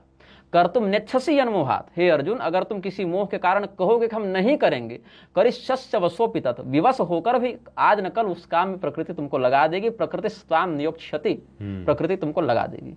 तो प्रकृति जिस काम के लिए हमको लगाई है वो हमारे विरुद्ध नहीं हो सकता, क्योंकि वही हम लेकर आए हैं और उसी मार्ग से हमको आगे जाना है, चाहे आप इसको कांटों का मार्ग कहें या मखमल का मार्ग कहें। तो प्रकृति ने जिस समय जिसकी उपयोगिता मानी उसको यश प्रदान किया, या उसको डाउनफॉल भी दिखाया, उसको नीचे भी गिराया। तो हम तो कठपुतली हैं ना। अब अभी भगवान हमसे कथक करा रहे हैं तो हम कथक कर ले रहे हैं, आता हमको वो नहीं है। अभी भरतनाट्यम कराएं तो वो भी कर ले, आता वो भी नहीं है। और कल कहीं बोतल लेके पतित बना दे अजामिल के समान, तो वो भी हम नहीं है, हमको आता नहीं। तो अगर उनको ये चाहिए कि हाँ तुम गाली दो तो गाली दे रहे हैं, और उनको चाहिए तुम हाथ जोड़ो तो हाथ भी जोड़ रहे हैं। तो इसीलिए निग्रह शब्द का क्या अर्थ है? अनुशासन। निग्रहो भर्त्सना भिक्षो मर्यादायाम च बंधने, यही है। निग्रह सीमनि भर्त्सने, सीमा में बांधने के लिए, अनुशासित करने के लिए की गई भर्त्सना को आचार्यों ने निग्रह कहा है जी। आप इसमें वैजयंती कोश देखें और मंख कोश देखें, और जितने भी ये सब हैं आपके हलायुध कोश, ये सब है। तो ये सब जो शब्द के अनुशासन को बताने वाले शब्दकोश हैं वो सब बताते हैं निग्रह का क्या अर्थ है। रिस्ट्रेन, किसी भी अनुशासनहीन स्थिति को अनुशासन में लाने के लिए किया गया बल प्रयोग, वाचिक बल हो, शारीरिक बल हो, वो निग्रह के अंतर्गत आता है। और हमारे संप्रदाय में 300 ग्रंथ इस बात का निर्धारण करते हैं, जो दुर्भाग्य से अभी उपलब्ध नहीं है। भगवती की कृपा से जितने की आवश्यकता होती है उतना मंत्र जप करते करते उतना बोध होता रहता है। तो 100 तंत्र 200 उपतंत्र, निग्रहागम तंत्राणि शतद्विशत भेदतः अयमागम पर्याय सिद्ध रूप प्रकाशित। और ये श्लोक है छिन्नमस्ताखंड शक्ति संगम महातंत्र राज का। शक्ति संगम तंत्र की टीका ब्रजवल्लभ द्विवेदी जी ने आज से 100 साल पहले की थी, 90 साल पहले। उसमें भी इन बातों का उन्होंने वर्णन किया। तो कोई हम अपने मन से फर्जी श्लोक बनाकर नहीं बता रहे, कुछ लोग कह देंगे फर्जी श्लोक बना दिया। और भगवान सर्वज्ञ जगतगुरु श्री सिद्धनाथ जो हमारे आदि निग्रहाचार्य हुए और शिव जी के ही एक स्वरूप माने गए हैं, उनका वर्णन आपको नारद पुराण में मिलेगा। कामाख्या पीठ के अंतर्गत वो तपस्या करते हैं, आज भी दिखते नहीं ऐसे, लेकिन जो उनकी उस निष्ठा से आराधना करते हैं उनको स्वप्न इत्यादि में दर्शन देते हैं, ऐसा नारद पुराण में वर्णन है। तो भगवान सिद्धनाथ का वर्णन वहाँ है। और आदि शंकराचार्य जी ने एक ग्रंथ लिखा था यति दंडेश्वर्य विधानम। वो ग्रंथ पूरी पीठ के पूर्व शंकराचार्य जो पहले थे स्वामी निरंजन देव तीर्थ जी ने, उन्होंने प्रकाशित करवाया था, वर्तमान शंकराचार्य जी से पहले वाले। और यति दंडेश्वरी विधान में भगवान सिद्धनाथ को गुरु रूप में प्रणाम किया है आदि शंकराचार्य जी ने, ये उनका महत्व है। तो उसमें कहते हैं श्रीनाथादि गुरुम वंदे सिद्धनाथादि रूपिणम, ऐसे करके उनका वर्णन है। तो नवात्म रूप में 9 स्वरूप उनके हो जाते हैं बाद में, वो सब बाद में किसी और चर्चा में खुलने का अवसर मिलेगा तो बोलेंगे। लेकिन उन्हीं को कुमारी योगिनी भक्ति समय द्रोह निग्रहम, भगवती की पूजा करो, भगवती की कुमारी स्वरूप योगिनी स्वरूप इत्यादि की भक्ति करो। और समय द्रोह निग्रहम, समयति अनुशासनम, समय क्या है? अनुशासन का नाम है। अनुशासन का उल्लंघन करने वालों का निग्रह करो, यही उनको निर्देश मिला था। ये मूलाधिकार मंडल में आते हैं, इनके नीचे युगाधिकार मंडल होता है जिसमें 50 से 51 ऋषि होते हैं, उनसे नीचे आज्ञाधिकारी मंडल होता है जिसकी संख्या निश्चित नहीं है। समय अनुसार जिस व्यक्ति को आज्ञाधिकार प्राप्त होता है वो उस काम को करता है फिर जाता है। तो हमसे पहले भी आज्ञाधिकारी मंडल के बहुत से निग्रहाचार्य हो चुके हैं, उसमें कुछ की शिष्य परंपरा थी, कुछ की नहीं भी थी। तो हमें केवल यह अधिकार मिला है कि अधर्म का हम विरोध करें। अभी तक जी हमें अपने उत्तराधिकारी के चयन का अधिकार नहीं मिला है। हम किसी को उस मंत्र, जो मंत्र हमें इस परंपरा में मिला, उसका उपदेश हम किसी को नहीं कर सकते, किसी को अपना उत्तराधिकारी बनाकर नहीं जा सकते। जितना मेरे लिए आया उतना हमको करना है और जाना है। इस यात्रा का यह ठहराव हो गया। और आगे कौन होंगे, कहां पर होंगे, किस समय होंगे, वो सब हम बताकर जाएंगे, लेकिन उनमें बहुत समय है। तो निग्रह संप्रदाय के साथ आप जुड़े कैसे? मतलब मेधावी बचपन से आपको वेद कंठस्थ थे, इतने सारे श्लोक याद थे, तो श्रीमद् भगवद गीता पूर्णतया कंठस्थ थी, अभी भी है, और बाकी समूह पर पर्याप्त परिश्रम करके पिताजी ने हमें पढ़ाया जी। और जो कैसे जुड़े, पहली बात ऐसी है कि कोई व्यक्ति नए सिरे से कुछ करता नहीं जब तक पूर्व कर्मानुबंध न हो जी। और विशेष करके जो विद्याएं पहले आप सिद्ध कर चुके हैं, जो विद्याएं आप या जिन देवताओं की आपने आराधना कर ली है, उनका संपर्क स्वयं हो जाता है। जैसे आप पहले चलते थे, जैसे कल आप चलते थे, अब आप सो गए, जब जगे तो चलना भूल नहीं गए पूर्व संस्कार से। तो आत्मा यथा स्वप्न जनक क्षितय का, आत्मा जैसे स्वप्न में अपने आप को अलग रूपों में देखती है, जगती है, फिर क्रियाकलाप में शरीर की गतिविधि हो जाती है, वैसे शरीर के बदलने पर भी पूर्वानुबंध से जीव की प्रवृत्ति उन कर्म या उन विद्याओं में हो जाती है। गुप्त दीक्षा तंत्र में इस बात का वर्णन मिलता है। गुप्त दीक्षा तंत्र पूरा नहीं मिलता, थोड़ा बहुत उसका हमारे सौभाग्य से हमें मिल गया, तो वहां पर यह वर्णन है। तो सूर्य सोमो यमः कालो महाभूतानि पंचच, हमारे सभी कर्मों के, सभी कालों के, सभी कर्मों के 9 गवाह हैं, साक्षी हैं। अच्छा। सूर्य, चंद्रमा, यमराज, काल और 5 महाभूत, पृथ्वी, जल, अग्नि, वायु, आकाश। और हमारे शरीर के बदलने से इनकी ब्रह्मांडी सत्ता नहीं बदलती, तो वो यहाँ ट्रांसफर कर देते हैं। आप श्रीमद् भगवद गीता का 6वां अध्याय देखें तो वहां भी कहते हैं लभते तत्स्वयं योग संसिद्ध कार्य आत्मनिविंदति, ऐसे करके लभते पौर्वदेहिकम, पूर्व देह के कुछ विद्याओं को जान जाता है। तो जब हम गर्भ में थे तो हमारी माताजी और हमारे पिताजी, ऐसे तो उनका जीवन पूरा तपस्यामय ही रहा, हमारे जन्म से पहले से बचपन से वो लोग संयमी और भक्त संस्कारी स्वभाव के रहे। तो उनकी और हमारे पूर्वज भी भगवती के ही उपासक रहे हैं जी। हमारे पूर्वज हजारीबाग के नारायण राजवंश के गुरु थे, और हमसे 9 पीढ़ी पहले एक श्री महादेव राम गुरु हुए थे, वो भगवती के प्रत्यक्ष सिद्ध साधक थे, उनकी ही वंशावली में हम लोग सब हुए हैं। तो कुछ तो पूर्वजों की कृपा हो गई, कुछ माता पिता की वर्तमान तपस्या होगी, कुछ पूर्वकालिक हमारा भी कुछ जपा तपा होगा जो इस जन्म में हमें फलित हो गया। और गर्भावस्था के बाद जब हमारा जन्म हुआ उसमें भी माता जी अपने गीता पाठ और ये सब कर ही रही थी, भगवान नाम संकीर्तन सब। उसके बाद जब जन्म हुआ तो माहौल शुरू से वैसा मिल गया, तो और अच्छे से हमको शुचीनाम श्रीमतांगे योग भ्रष्टो भी जायते अथवा योगिनाम एवं कुले भवति धीमताम। पूर्व जन्म के साधक को भगवान कृपा करके किसी अच्छे सज्जन सदगृहस्थ के यहाँ भेज देते हैं। वो हमको सदगृहस्थ परिवार मिल गया और वहाँ से बचपन से अध्ययन अध्यापन की प्रवृत्ति हुई। जब मेरी वाणी खुली तो पिताजी ऐसा बताते हैं कि सबसे पहले हमने ओंकार का उच्चारण किया था। वो मुझे याद तो नहीं है, माता पिता बताते हैं कि तुमने सबसे पहले ओंकार का उच्चारण किया था, ओंकार का उच्चारण किया। और फिर श्रीमद् भगवद गीता इत्यादि का ऐसे में पढ़ते रहता था। मुझे ये नहीं पता होता था कि कौन सा अध्याय पहला है, कौन सा दूसरा है, कौन सा पांचवा है। मतलब जिस अध्याय को पकड़ा वो पूरा पढ़ देता था। तो बस पिताजी ने बैठा कर इतना बताया कि यहाँ से लेकर यहाँ तक पहला है, यहाँ से यहाँ तक दूसरा है। ऐसे अध्याय का क्रम उन्होंने बता दिया, श्लोक का क्रम सुधार दिया बस उन्होंने। बाकी श्लोक मुझे सभी याद थे, लेकिन अध्याय का क्रम नहीं पता था। वो जिस प्रकार जो अध्याय शुरू हुआ पूरा हो गया, इस भाव से पढ़ते थे। तो उसके बाद पिताजी को लगा कि किसी पूर्व जन्म का कुछ होगा, इसको तो और अच्छे से पिताजी परिश्रम करने लगे। हमारे पिताजी ने कोई शिष्य नहीं बनाया। उन्होंने कहा एक पर मेहनत करूंगा, अब बनना होगा बिगड़ना होगा, उसी पर सारा निवेश समय का किया जाएगा। तो पिताजी ने बहुत परिश्रम करके हमको तैयार किया। पिताजी से हमको संतोष और माताजी से सहिष्णुता की शिक्षा मिली। माताजी ने कहा कि जीवन में कृतज्ञता को बनाए रखना। अगर कोई रिक्शा चालक तुम्हें कहीं छोड़ रहा है, तुम भले उसको पैसा दे, उतरने के बाद धन्यवाद बोलना। सब्जी वाले से तुम सब्जी का थैला ले रहे हो, धन्यवाद बोलना। और माताजी स्वयं बोलती हैं, बोलना तो ठीक है, अपने जब तक माता पिता नहीं करेंगे तब तक वो नहीं होगा। सही बात है। कहीं आप जा रहे हैं, जूता पॉलिश भी कोई किया, आपने पैसा दिया, लेकिन धन्यवाद बोलकर विनम्रता से वहां जाइए। मेरी छवि ऑन कैमरा बड़ी गुस्सैल है, लेकिन जब आप हमारा व्यवहार अन्य लोगों से कि मैं सब्जी वाले से कैसे बात कर रहा हूँ, रिक्शा वाले से कैसे बात कर रहा हूँ, तो आपको दूसरा रूप दिखेगा। वो ऑन कैमरा का विषय भी नहीं है। तो जीवन में कृतज्ञता को, जो तुम्हें प्राप्त है उसके लिए कृतज्ञ रहो। तुम्हारे पास अपना हाथ पैर है, आंख है, जिनके पास नहीं है उनकी स्थिति देखो और स्वयं को उस उपलब्धि के लिए भगवान का धन्यवाद दो, समाज का धन्यवाद दो। जो भी तुम्हें प्राप्त है उसके लिए धन्यवाद, जो नहीं प्राप्त है उसके लिए संतोष। ये हमने उनसे सीखा। यही कारण है कि लिफाफा पीठाधीश्वर हम जो कहते हैं वो अभी तक संक्रमण नहीं आया। कल आ जाए तो अलग बात है। मैं ये भी कहता हूँ, हर व्यक्ति मनुष्य है, कब माया किसको कहाँ पटके वो कोई नहीं जानता है, लेकिन अभी तक उनका संस्कार हमारी रक्षा कर रहा है। उसके बाद जब तब आराधना साधना बढ़ती रही। अलग अलग गुरुओं से हमने बहुत से मंत्रों को ग्रहण भी किया। सात्विक सब, कोई वो मांस मदिरा ये सब ने, बहुत सारे लोग अफवाह उड़ाते हैं कि जिन साधना करता है श्मशान, वो सब नहीं, सब सात्विक मंत्र, अच्छे शास्त्रीय देवताओं की आपने आराधना। हाँ, मंत्र हमारे पास बहुत से हैं, हमारे पास हजारों हजार मंत्रों की पद्धतियाँ, क्योंकि सब तंत्र शास्त्रों का विषय है तो पढ़ना तो है। लेकिन अपनी आराधना में हमारे पास जो भी है वो शुद्ध है और उसमें किसी प्रकार का कोई तामसी तत्व का विक्षेप नहीं है। तो वो सब बढ़ता रहा। फिर स्वप्न के माध्यम से बहुत से देवताओं का, बहुत से पूर्वाचार्यों का या पूर्व के महापुरुषों का दर्शन होता था और उनकी बताई बातें जीवन में घटित वैसी होती थी। हम कहीं साझा नहीं करते थे, लेकिन अनुभव करते थे।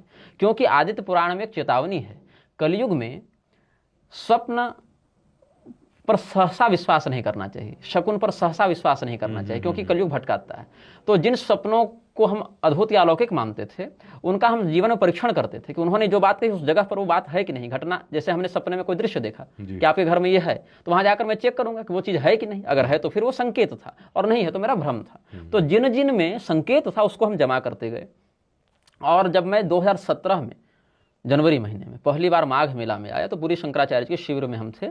उस समय वहाँ के लोगों से हमारी बनती थी, क्योंकि हम वहाँ की अव्यवस्थाओं का विरोध नहीं करते थे, क्योंकि पता ही नहीं था, पहली बार गए थे।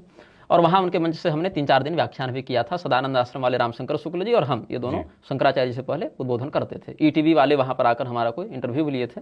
अब कौन पत्रकार थे मैं नहीं जानता, वो आए थे, फिर हमारा साक्षात्कार लेकर गए थे। जब मैं वापस लौट कर आया तो मुझे अनुभूति हुई सहसा कि मेरी उपाधि निग्रहाचार्य है, लेकिन उस समय मुझे ये बोध नहीं था कि मंत्र क्या है, देवता क्या है, कि भ्रम है क्या है। तो मैं बस ऐसे अनुभूति हुई एक अंदर से। उसके बाद शक्ति संगम तंत्र पढ़ते हुए मुझे निग्रहागमों का बोध हुआ कि इस नाम की कोई परंपरा तो थी। अब वो क्या थी, कैसे थी, इसकी खोज के लिए हमें तपस्या करनी थी, जैसे महर्षि पाणिनि ने की। अब उतनी कठोरता से हम नहीं कर सकते, लेकिन अपने सामर्थ्य की सीमा में हम जब करते थे। आसन लगाया तो 20-20 घंटा बैठकर जब कर रहे हैं जंगल में। वनवास तो हम 2014 से शुरू कर दिए थे, 2018 के बाद बढ़ा दिए, कामाख्या विशेष करके। 15 से कामाख्या जा रहे हैं 2015 से, लेकिन विशेष करके तपस्या करते करते फिर भगवती का दर्शन स्वप्न में होता रहा। वो पढ़ाती रही, बताती रही, यंत्र का दर्शन कराया, मंत्र का दर्शन कराया, और फिर कहा कि इस मंत्र को, मंत्र तो मैं नहीं बता सकता, इस मंत्र को इन गुरु से ले लेना। फिर उन गुरु की खोज करने के लिए हम गए हिमालय। उसमें हमारे बड़ी आंत में अल्सर हो गया था। अच्छा। कोरोना के बाद, कोरोना से जब हम संक्रमित हुए थे, उस समय सारे लोग डॉक्टर बन गए थे। फिनाइल छोड़ के सब पिला दिया लोगों ने कि बच जाओगे। तो होम्योपैथी, एलोपैथी, आयुर्वेदिक सब दे दिया। और कितना पचाएगा शरीर, एक रोटी खा रहे हैं, 20 दवा खा रहे हैं। तो बड़ी आंतों में जख्म होने लगा, अल्सर होने लगे, तो तकलीफ में थे, लेकिन ठीक हो गए। फिर तो वहाँ पर गए, फिर वो गुरुजी मिले भी, फिर उन्होंने 3-4 दिन खूब वाद विवाद हुआ, वो भी अपनी अड़े रहे कि हम वाम मार्ग से देंगे, हम बोले गुरुजी हम दक्षिण मार्ग से लेंगे क्योंकि वाम मार्ग में हमारी उस प्रकार की प्रवृत्ति बन नहीं पाएगी।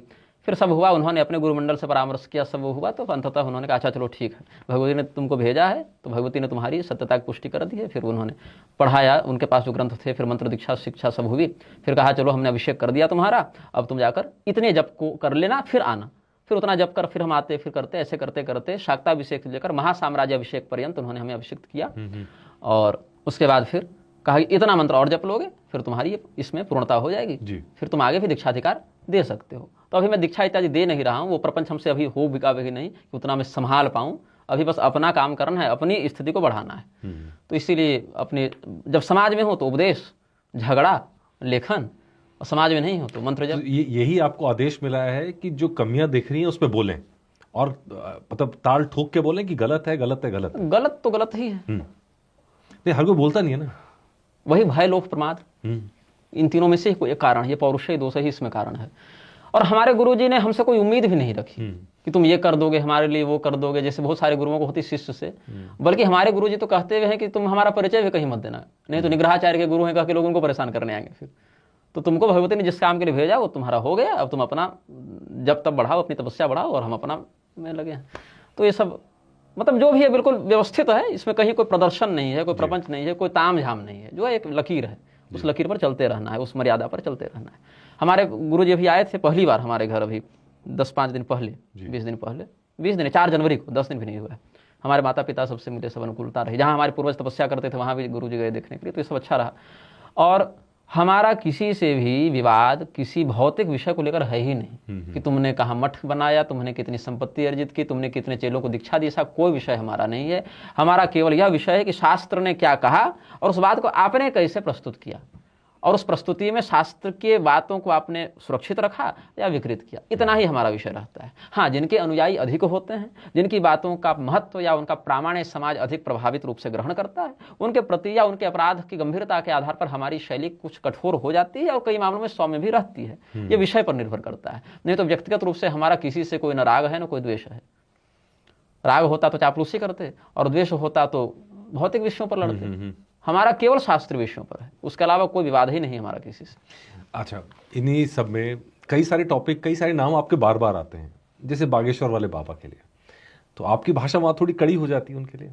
हाँ, इसीलिए क्योंकि जब आप स्वयं कह रहे हैं कि हमने वेद नहीं पढ़े, पुराण नहीं पढ़े, शास्त्र नहीं पढ़े, तो आप उन विषयों का बोध नहीं रखते, और जब नहीं रखते तो नहीं बोलना चाहिए, और अगर बोलना चाहते हैं तो पहले विधिवत उसका बोध प्राप्त करना चाहिए, तब बोलना चाहिए। भीड़ सामने आ जाए इससे आपके बौद्धिक क्षमता का विकास नहीं हो जाएगा। हम 4 आदमी के सामने बोलें या 4 लाख व्यक्ति के सामने बोलें, अपनी क्षमता के आधार पर ही बोलेंगे। भीड़ से हमारी क्षमता घटेगी बढ़ेगी नहीं। हाँ, बोलने की शैली में भेद हो सकता है, लेकिन समझ में भेद नहीं होगा। और आप जब स्वयं यह कह रहे हैं इतनी निष्ठा के साथ, चलिए इतनी सत्यता आपने रखी कि हमने नहीं पढ़ा है, तो नहीं पढ़ा है तो उस विषय पर कृपा कीजिए, छोड़िए उसको, जिसमें आपकी निपुणता है ऐसे कार्यों को कीजिए तो अच्छा रहेगा। जैसे उन्होंने जब कहा कि हम आदिवासियों के मध्य जाकर निःशुल्क राम कथा कहेंगे, तो हमने समर्थन किया, हमने सराहना की, अच्छी बात है। लेकिन अगर उस राम कथा के मध्य फिर अगर आप कुछ श्री रामायण के विरुद्ध जाकर कुछ अपनी बात जोड़ेंगे तो वहां पर फिर हमको बोलना पड़ेगा। तो ये पर्चे निकालने वाला सिस्टम जो है तो चमत्कार की तरह देखते हैं कि भाई सिद्धि है, और सिद्धि को, चमत्कार को तो सब सलाम करते हैं कि भैया मतलब भगवान की दी हुई है। तो देखिए, भगवान, भूत, देवता, यक्ष, सबका सामर्थ्य मनुष्य से तो ऊपर ही है, और भगवान इस प्रकार का कार्य नहीं करते हैं, सत्य ही है। ईश्वर की जो परिभाषा योग दर्शन में है, सांख्य दर्शन में है या वेदांत दर्शन में है, वो इस प्रकार का काम नहीं करते हैं। इस प्रकार का काम देवताओं का है, लेकिन इस स्तर का काम भी देवताओं का नहीं है।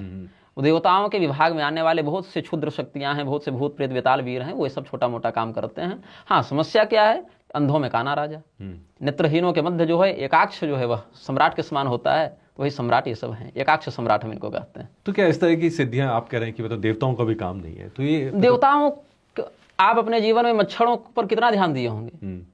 स्वर्गस्थ देवताओं की शास्त्रीय आयु होती है मनुष्य के अनुसार 30 करोड़ 84 लाख वर्ष। हमारी आपकी कितनी है? क्यों ध्यान देंगे वो? देवताओं को प्राप्त करके उनसे अपना काम करवाने के लिए जिस स्तर की तपस्या चाहिए, जिस स्तर का संयम चाहिए, जिस स्तर का विवेक और जिस प्रकार का सदाचार चाहिए, वो नहीं है। हम तो देख रहे हैं एक ही थाली में बैठकर आप दोनों खाना खा रहे हैं, उसी में संजय दत्त भी आ गया, उसी में शिल्पा शेट्टी भी आ गई मंच पर, उसी में एकता कपूर भी आ गई, उसी में गुंडे भी आ गए, उसी में माफिया भी आ गए, उसी में जमीन अधिग्रहण वाले भी आ गए, उसी में तमाम घोटाले वाले नेता भी आ गए, सब आ गए, और आपका धन वहीं से प्राप्त भी हो रहा है। तो आप तपस्या कब कर रहे हैं और आप सदाचार पूर्वक उसका अनुपालन कब कर रहे हैं? मीडिया मैनेजमेंट और बिजनेस स्पॉन्सरशिप बहुत तगड़ी चीज है, इसका महत्व आप समझ रहे हैं। ये रातों रात किसी को चमका दे या किसी को धूमिल कर दे। तो जब अच्छी दशा चल रही तो चमक रहे हैं। यही निर्मल बाबा के 27, 28, 30 चैनल पर रोज सुबह सुबह जब खोलो तो वही चलता था। क्यों चलता था? इनको फंडिंग मिल रही है, उनको कवरेज मिल रहा है, ये बिजनेस मॉडल है। और इसमें धर्म कहाँ है? कहीं नहीं है। ये एक स्टेज शो है, एक मनोरंजन है। हाँ, अब कहीं क्या होता है कि बिल्कुल हाथों की सफाई होती है और कहीं आंशिक रूप से मंत्र का कुछ समर्थन प्राप्त होता है। पंडोखर वाले पर्ची नहीं निकाल रहे हैं। जब बागेश्वर वाले मार्केट में नहीं थे उससे 20 साल पहले से पंडोखर कर रहे हैं। अभी रामलला सरकार हो गए हैं, अभी वहां पर आप देखिएगा तो एक सिद्धेश्वर सरकार हो गए हैं। अब यूट्यूब खोलिए ना, आपको 50 सरकार मिलेंगे। इन्हीं के 10 साल पहले के वीडियो देख लीजिए। कान में फोन लगा के बात कर रहे हैं, एक प्रेजेंटेशन भी होता है ना। अब कान में फोन नहीं लगाते हैं। तो जिस प्रकार का दर्शक होता है, अभिनेता या मनोरंजक, कई बार अपनी कला में वैसा परिवर्तन करते हैं। तो ये सब कलाकार हैं। तो आप तो तंत्र से सीधा जुड़े हुए हैं। आपने तो साधना भी की है, तपस्या भी की है। तो क्या इस तरह की सिद्धियां तंत्र से मिलती हैं? हाँ, होती हैं। सिद्धियों के ऊपर हम संदेह नहीं कर रहे हैं, क्योंकि हमने देखा है, हमने अनुभव किया है, परीक्षण किया है। हाँ, हमने इन स्तरों की साधनाएं नहीं की हैं। हमने जिस भी स्तर की साधना की है वो सब उच्च स्तरीय देवताओं की आराधना की है, और हमको उन देवताओं से कुछ चाहिए भी नहीं। हम कालक्षेप साधना कर रहे हैं कि समय जीवन का मिला है तो भगवान की सेवा करते हुए बिता दो। उनकी प्रसन्नता के लिए कुछ जपो, कुछ मंत्र पढ़ो, कुछ स्तोत्र पढ़ो, कुछ स्तोत्र लिखो, जैसी भावना जिस समय बन पाई। उनसे हमको ये मिल जाए ये हमने नहीं कहा। क्यों नहीं कहा? क्योंकि जितना वो दे रहे हैं उतने के ही हम योग्य नहीं हैं।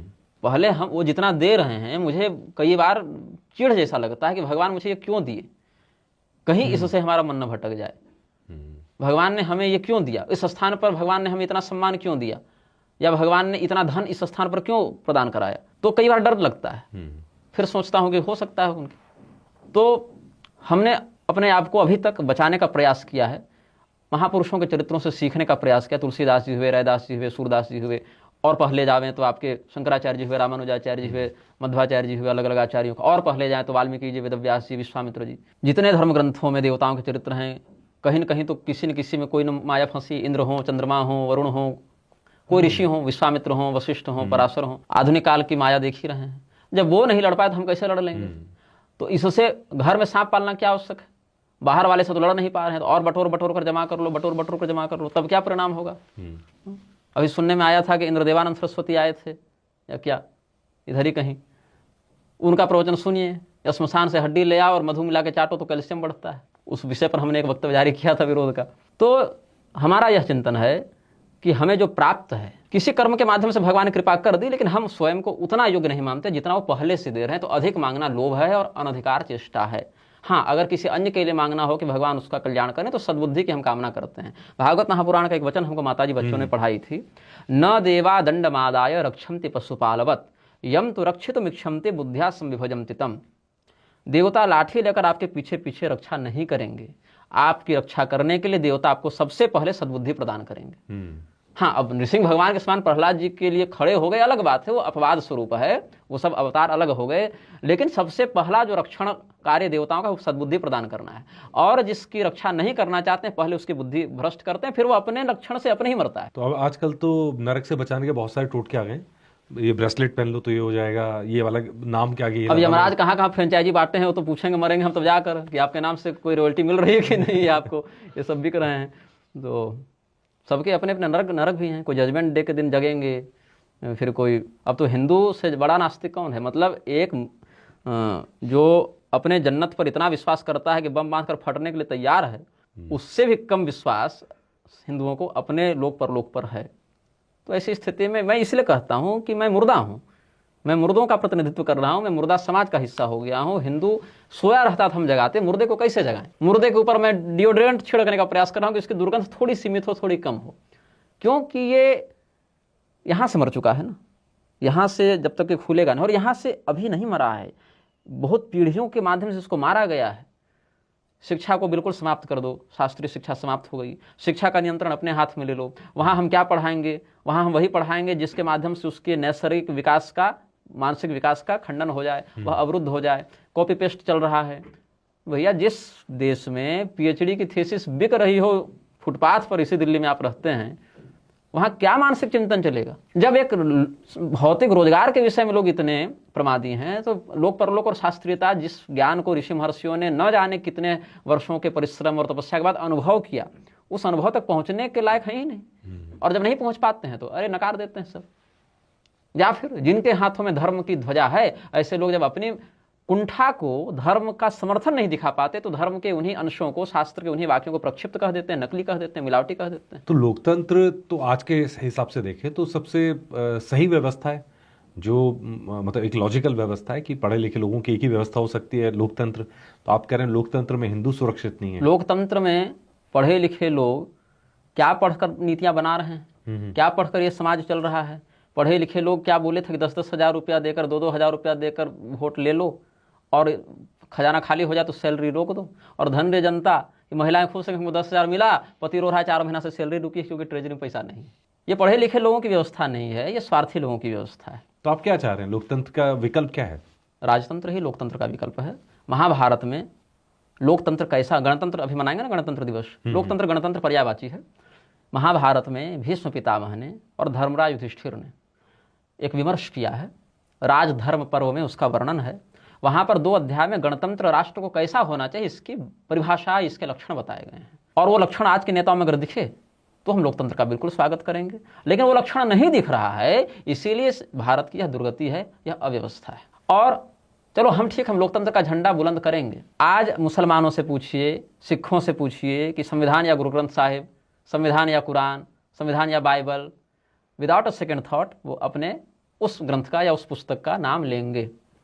अब पीठाधीश्वर जगत गुरुओं से पूछिए, हम तो सबका सम्मान करते हैं, भैया संविधान है।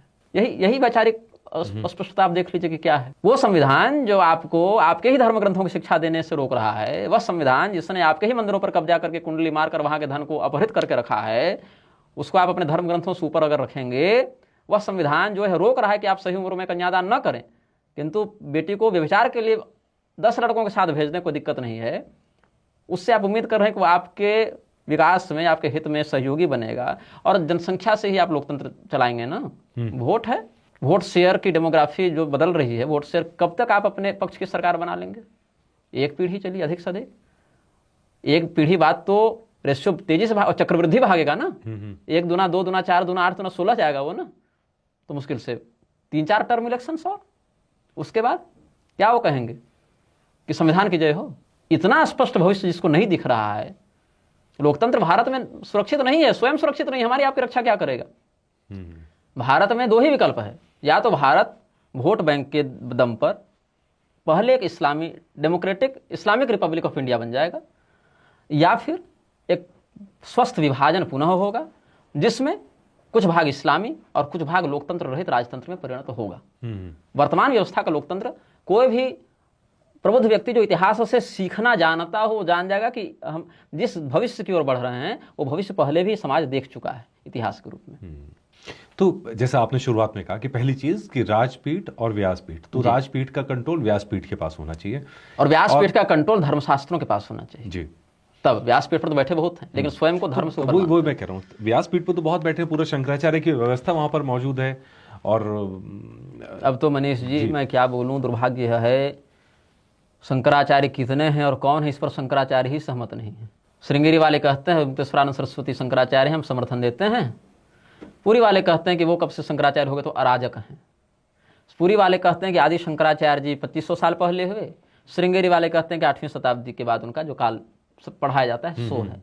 और दोनों सनातन धर्म के लिए सर्वोच्च धर्म गुरु हैं, या कह लीजिए तो शिव स्वरूप हैं, या अकाट्य प्रमाण वाले हैं। जबकि वो इसी बात पर सहमत नहीं हो रहे कि किस पीठ का पीठाधीश्वर कौन है। और ये छोड़ो, हमारे आदि शंकराचार्य जी कब हुए थे, इस बेसिक सैद्धांतिक बात नहीं, एक बेसिक कालक्रम पर वो सहमत नहीं हो पा रहे हैं।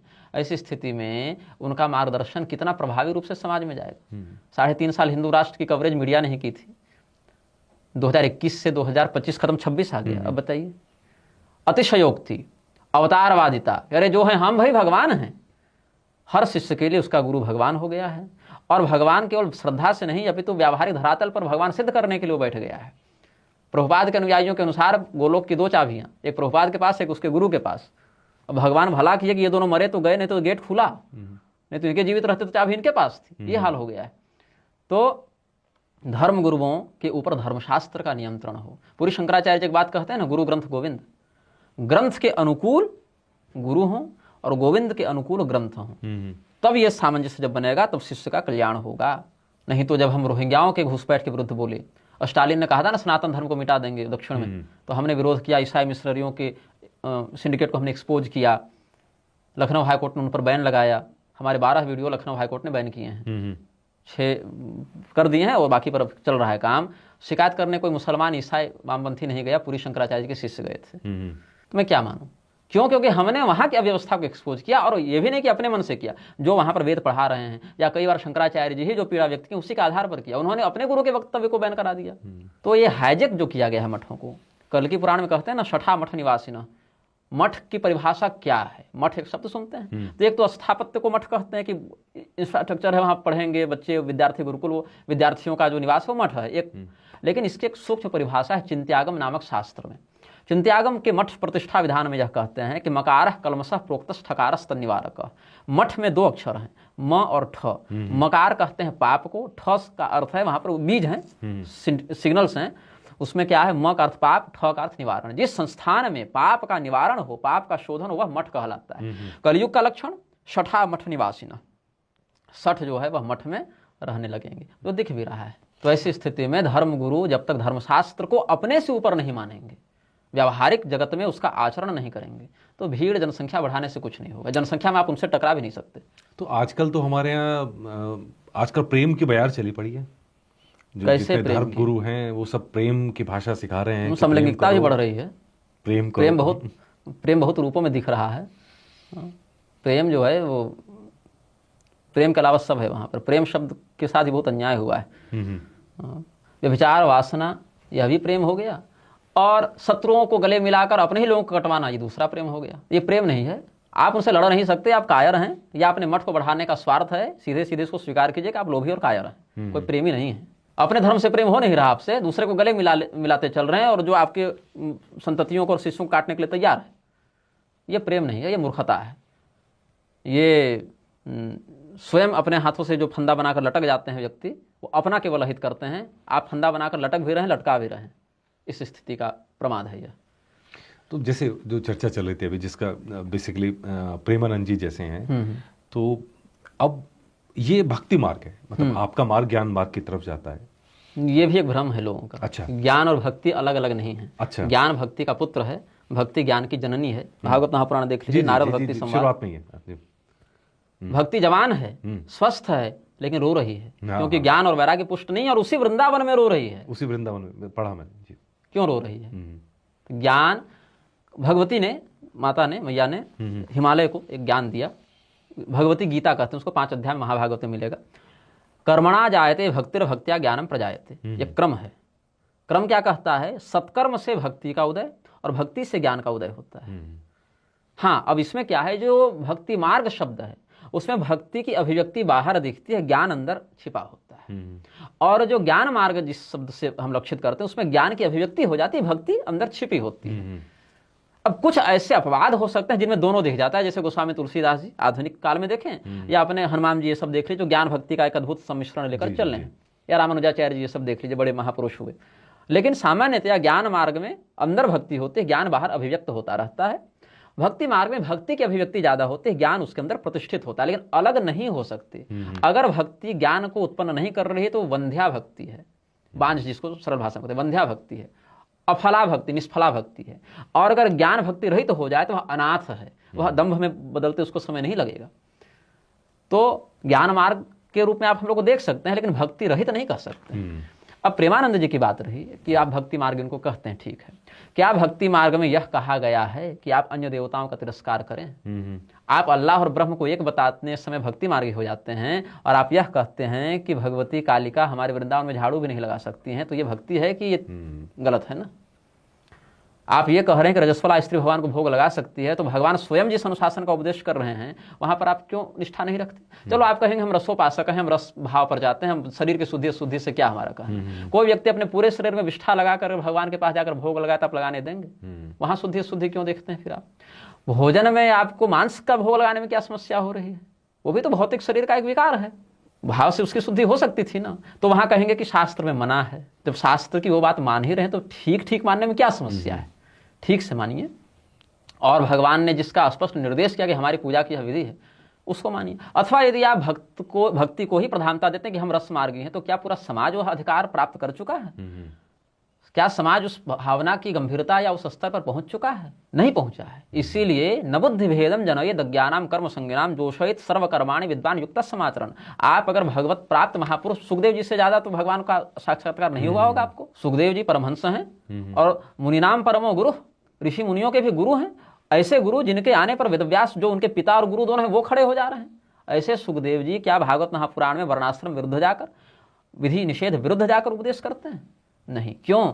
आप परमहंस हो गए, इससे संसार भी उस स्तर पर पहुंच गया, ऐसी बात नहीं है। इसीलिए विधिवत विधि निषेध पूर्वक कर्मयोग में समाज को लगाने का उपदेश ब्रह्मज्ञानी को करना चाहिए, ये शास्त्र का मत कहता है। शंकराचार्य जी को ब्रह्मज्ञानी मानेंगे कि नहीं आदि गुरु को? तो क्या उन्होंने जब अपना उपदेश दिया, जहां पर सन्यासियों को चरम ब्रह्मबोध कराया है, वहां तो कह दिया सब ब्रह्म तत्व है, उसमें कोई दिक्कत नहीं। लेकिन जब व्यवहार जगत की बात करते हैं, जब वो अनुशासन की बात करते हैं, तो व्यावहारिक धरातल पर शास्त्र के विधि और निषेध को कठोरता से पालन करने का ही वो उपदेश करते हैं। गोस्वामी तुलसीदास ही भक्त नहीं थे कि ज्ञानी नहीं थे?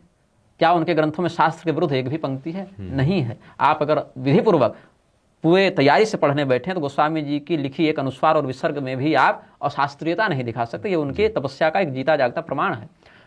ये सब तो कोरोना के मीडिया मैनेजमेंट से और लोगों की बेरोजगारी से उठे हुए संत हैं। लोगों के पास कोई ठौर ठिकाना नहीं कि कहाँ जाकर अपनी आध्यात्मिक प्यास बुझाएं, तो मोबाइल पर जो पहले दिखा उसके पास हो जाकर टिका। इतने बड़े बड़े कैमरे, mic, barricades, code of conduct, dress. हमको तो वहाँ के मठ वाले भी पूछते हैं कई बार, शास्त्री किसके शिष्य तो उनके शिष्य, तो उनसे क्यों नहीं पूछा? तो नहीं महाराज इस समय नहीं दिए। अब मैं नाम नहीं शिष्यों को बताऊंगा, वही बेचारे क्यों मार खाएं अपने आश्रम में कि तुम चुगली करते हो हमारी। लेकिन ऐसा होता है। अब फिर हरिवंश महाप्रभु, चैतन्य महाप्रभु, ये सब जिस स्थिति पर थे, उनकी प्रज्ञा, उनकी साधना, उनका अनुभव जहाँ था, अब सब अनुयायी कहेंगे कि हम उनके सदस्यता ले लिए तो हम भी उसी स्थिति में तुरंत पहुंच गए। ऐसा संभव भी नहीं है, ऐसा उचित भी नहीं। जन्मांतरीय व्यवस्था है। कई मनुष्याणाम सहस्रेशु कश्चित जतति सिद्धये यतताम अपि सिद्धानाम कश्चिन्माम वेत्ति तत्वतः। हजारों में किसी का मन उधर जाएगा, मन जाने वाले हजारों में कोई प्रयत्न करेगा, प्रयत्न करने वाले हजारों में कोई सफल होगा। यहाँ तो जो एक बार तिलक लगा लिया, कुछ ओढ़ लिया, ये उन्माद है, ये भक्ति नहीं है, ये सेलिब्रिटी वर्शिपिंग में कहता हूँ। चंद्रा स्वामी की भी फॉलोइंग एक समय थी, निर्मल बाबा की फॉलोइंग भी एक समय थी। और अगर भीड़ देखनी है तो जितनी भीड़ सभी सनातनी धर्म गुरुओं को जोड़कर आप मानते हैं कि प्रदीप मिश्रा के पास है, शंकराचार्यों के पास है, प्रेमानंद बाबा के पास है, धीरेन्द्र शास्त्री के पास है, टोटल आप एक एग्रीगेट लगाइए उसका, जितने हिंदू होंगे उतने ही ना, 100 करोड़, उससे 4 गुना तो ईसा मूसा के अनुयायी हैं। तो भीड़ ही देखनी है तो उनमें क्या बुराई है? अब ऐसा तो हो नहीं सकता कि 100 आदमी बुद्धिमान और 400 मूर्ख हैं। अगर आप कहते हैं जनसंख्या की बात जो लोकतंत्र का आधार बन गया है, तो उनमें क्या बुराई है? फिर तो भीड़ से नहीं। तो ये इसको लागू कैसे करेंगे? आप चाहते हैं अनुशासन आए, संयम आए, है ना? तो जो हालात अभी दिख रहे हैं, आप चाहे व्यासपीठ की बात कर लीजिए, जैसा आपका कहना है, चाहे राजपीठ की बात कर लीजिए, सबके हालात तो वैसे ही हैं। तो ये बदलाव आएगा कैसे? और ये कैसे? अब कई सारी व्यवस्थाएं हैं जिसको कहने लगा है कि सब आउटडेटेड हो चुकी हैं, तो उन व्यवस्थाओं को लागू करने पे आपको लगता नहीं कि देश उसको एक्सेप्ट करेगा या लोग एक्सेप्ट करेंगे? देश की गर्दन पर तलवार रहेगी तो देश सोचना छोड़ के एक्सेप्ट करना शुरू करेगा, और वो तलवार इस्लाम की होगी और बहुत जल्द होगी।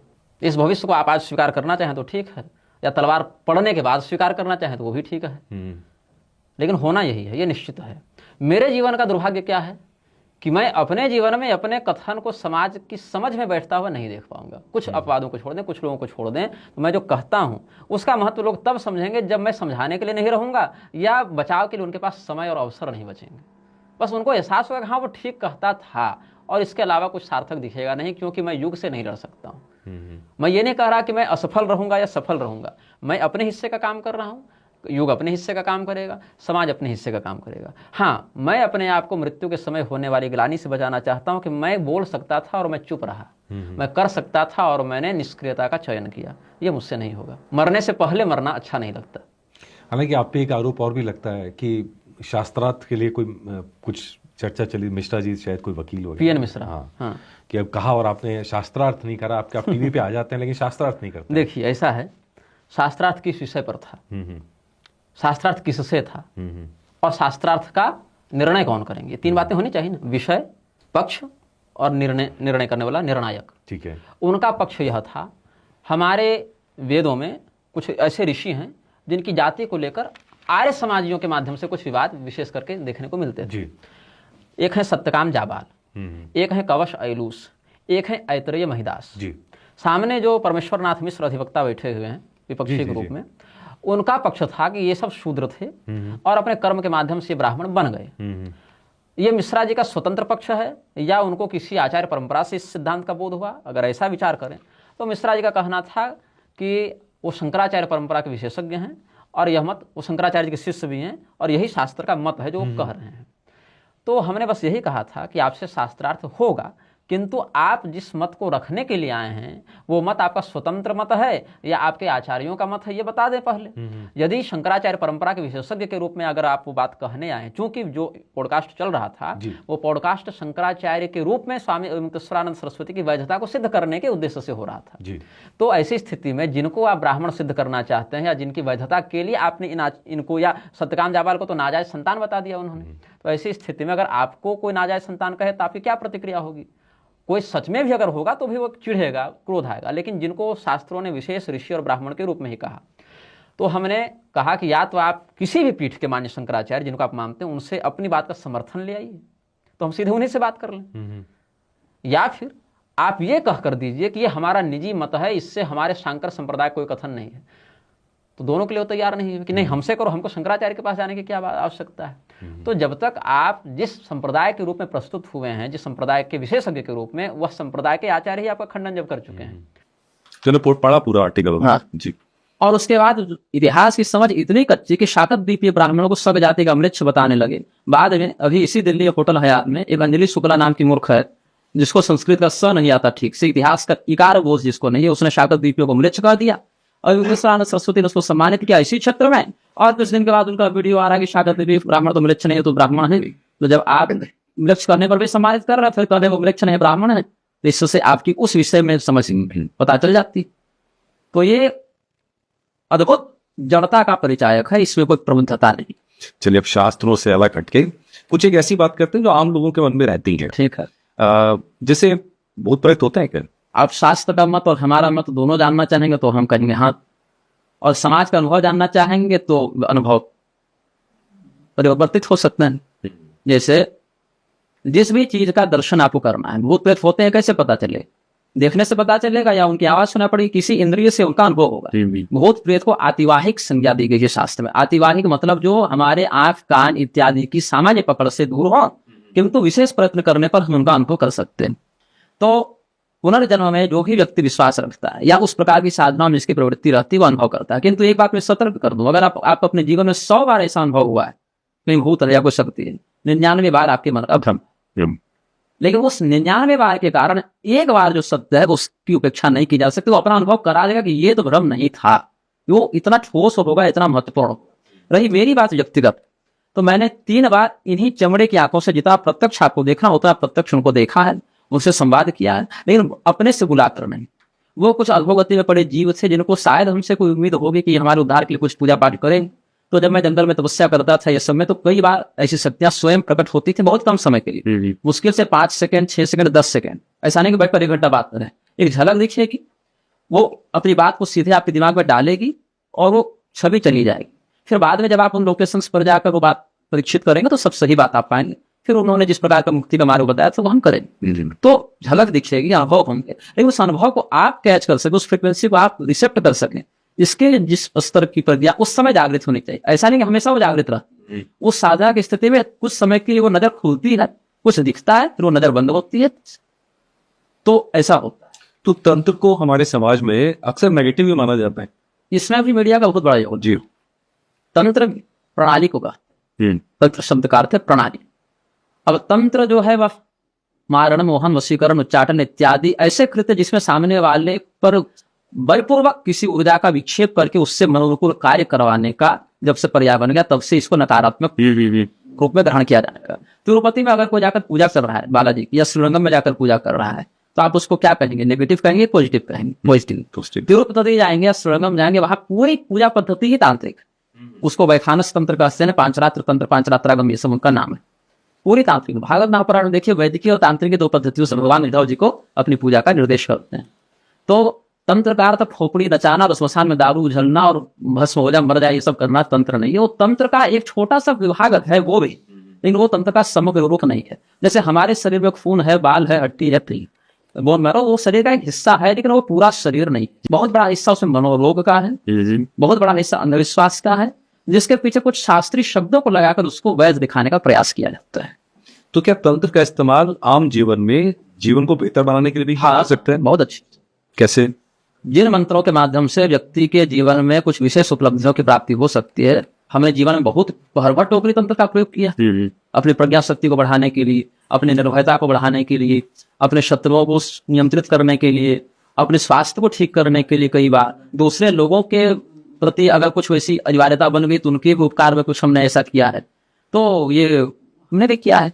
लेकिन उसमें किसी भी नकारात्मक शक्ति की न हमने आराधना की, न वैसा कोई दारू मुर्गा ये सब जो आजकल के लोग करते हैं वो सामने परिस्थित हो गई कभी। लेकिन तंत्र के ऊपर अभी काफी जिज्ञासा बाकी है, तो शायद अगली बार बैठेंगे तो एक पूरा एपिसोड सिर्फ तंत्र और माँ कामाख्या पर करेंगे। बहुत सारी चीजें माँ कामाख्या से जुड़ी हुई जो मैं जानना चाहता हूँ और बात भी करना चाहता हूँ, लेकिन समय की थोड़ा कमी है, तो लेकिन इस बारे में कभी दोबारा बैठेंगे और इस बारे में सिर्फ इसी बारे में करेंगे, तमाम विवादित बातों को छोड़ के। और आपका जो रूप मैंने देखा है वो उस रूप से बहुत अलग है जो रील्स पेश करती है। हाँ, मेरे ऑन कैमरा जो वीडियो में मेरे रूप देख लेंगे आप, जो सिखाया जाता है मिलेंगे आपको अलग अनुभव। ये बहुत आपके अंदर मतलब मैंने देखा कि ज्ञान की भूख है, चीजें बदलने की इच्छा है, बहुत सारी ऐसी चीजें, एक उत्सुकता जो एक हर प्राणी के मन में रहनी चाहिए। और शायद इसी वजह से आप जो शब्द इस्तेमाल कर रहे हैं हिंदू समाज के लिए मुर्दा, क्योंकि वो ज्ञान के पीछे नहीं जा रहा है, जो चीजें हो रही है उसको प्रत्यक्ष उस तरह से देख नहीं रहा है, वो अभी की जिंदगी में जिए जा रहा है।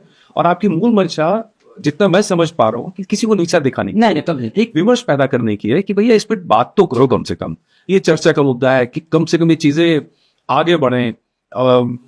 अनुशासन जो जिस संप्रदाय से आप आते हैं, तो अनुशासन आए, डिस्कशन हो और चीजें बदलें और चीजें बेहतरी की तरह उतारने। बिल्कुल जिंदगी बेहतर और बेहतर अनुशासन के बिना न केवल लोक के दृष्टिकोण से, बल्कि मृत्यु के बाद के जिस जीवन में हमारा प्रवेश होना है शास्त्रीय दृष्टिकोण से, वहां भी हमें माथा झुका कर न जाना पड़े। हम जाए तो स्वाभिमान के साथ जाए कि हमने भारत में मनुष्य के रूप में जन्म लिया, सनातनी रूप में जन्म लिया, तो हमने उसको नष्ट नहीं किया, निष्फल नहीं किया। उत्तर कांड रामायण में जो बात है, कालिंजर मठ का महंत अगले जन्म में कुत्ता बन गया था, हम चाहते हैं कि आज के महंत हमको अगले जन्म में पूछ उड़ाते न दो। ये हमारी उनके प्रति बड़ी संभावना रहती है और जो चाहते हैं कि वैसा बन जाए, और मैं रोकना चाहता हूँ। चलिए अगली बार और बातें होंगी। बहुत अच्छा लगा, बहुत आनंद आया और बहुत ज्ञान वाली चर्चा हुई। आपका बहुत बहुत धन्यवाद हमें आशीर्वाद देने के लिए, हमारे पॉडकास्ट में आने के लिए। उम्मीद करते हैं फिर अगले एपिसोड में बैठेंगे बहुत सारी नई बातों के साथ में, और ये मेरा मतलब बहुत इच्छा रहेगी इसको आगे हम जरूर बात करेंगे। नमस्कार।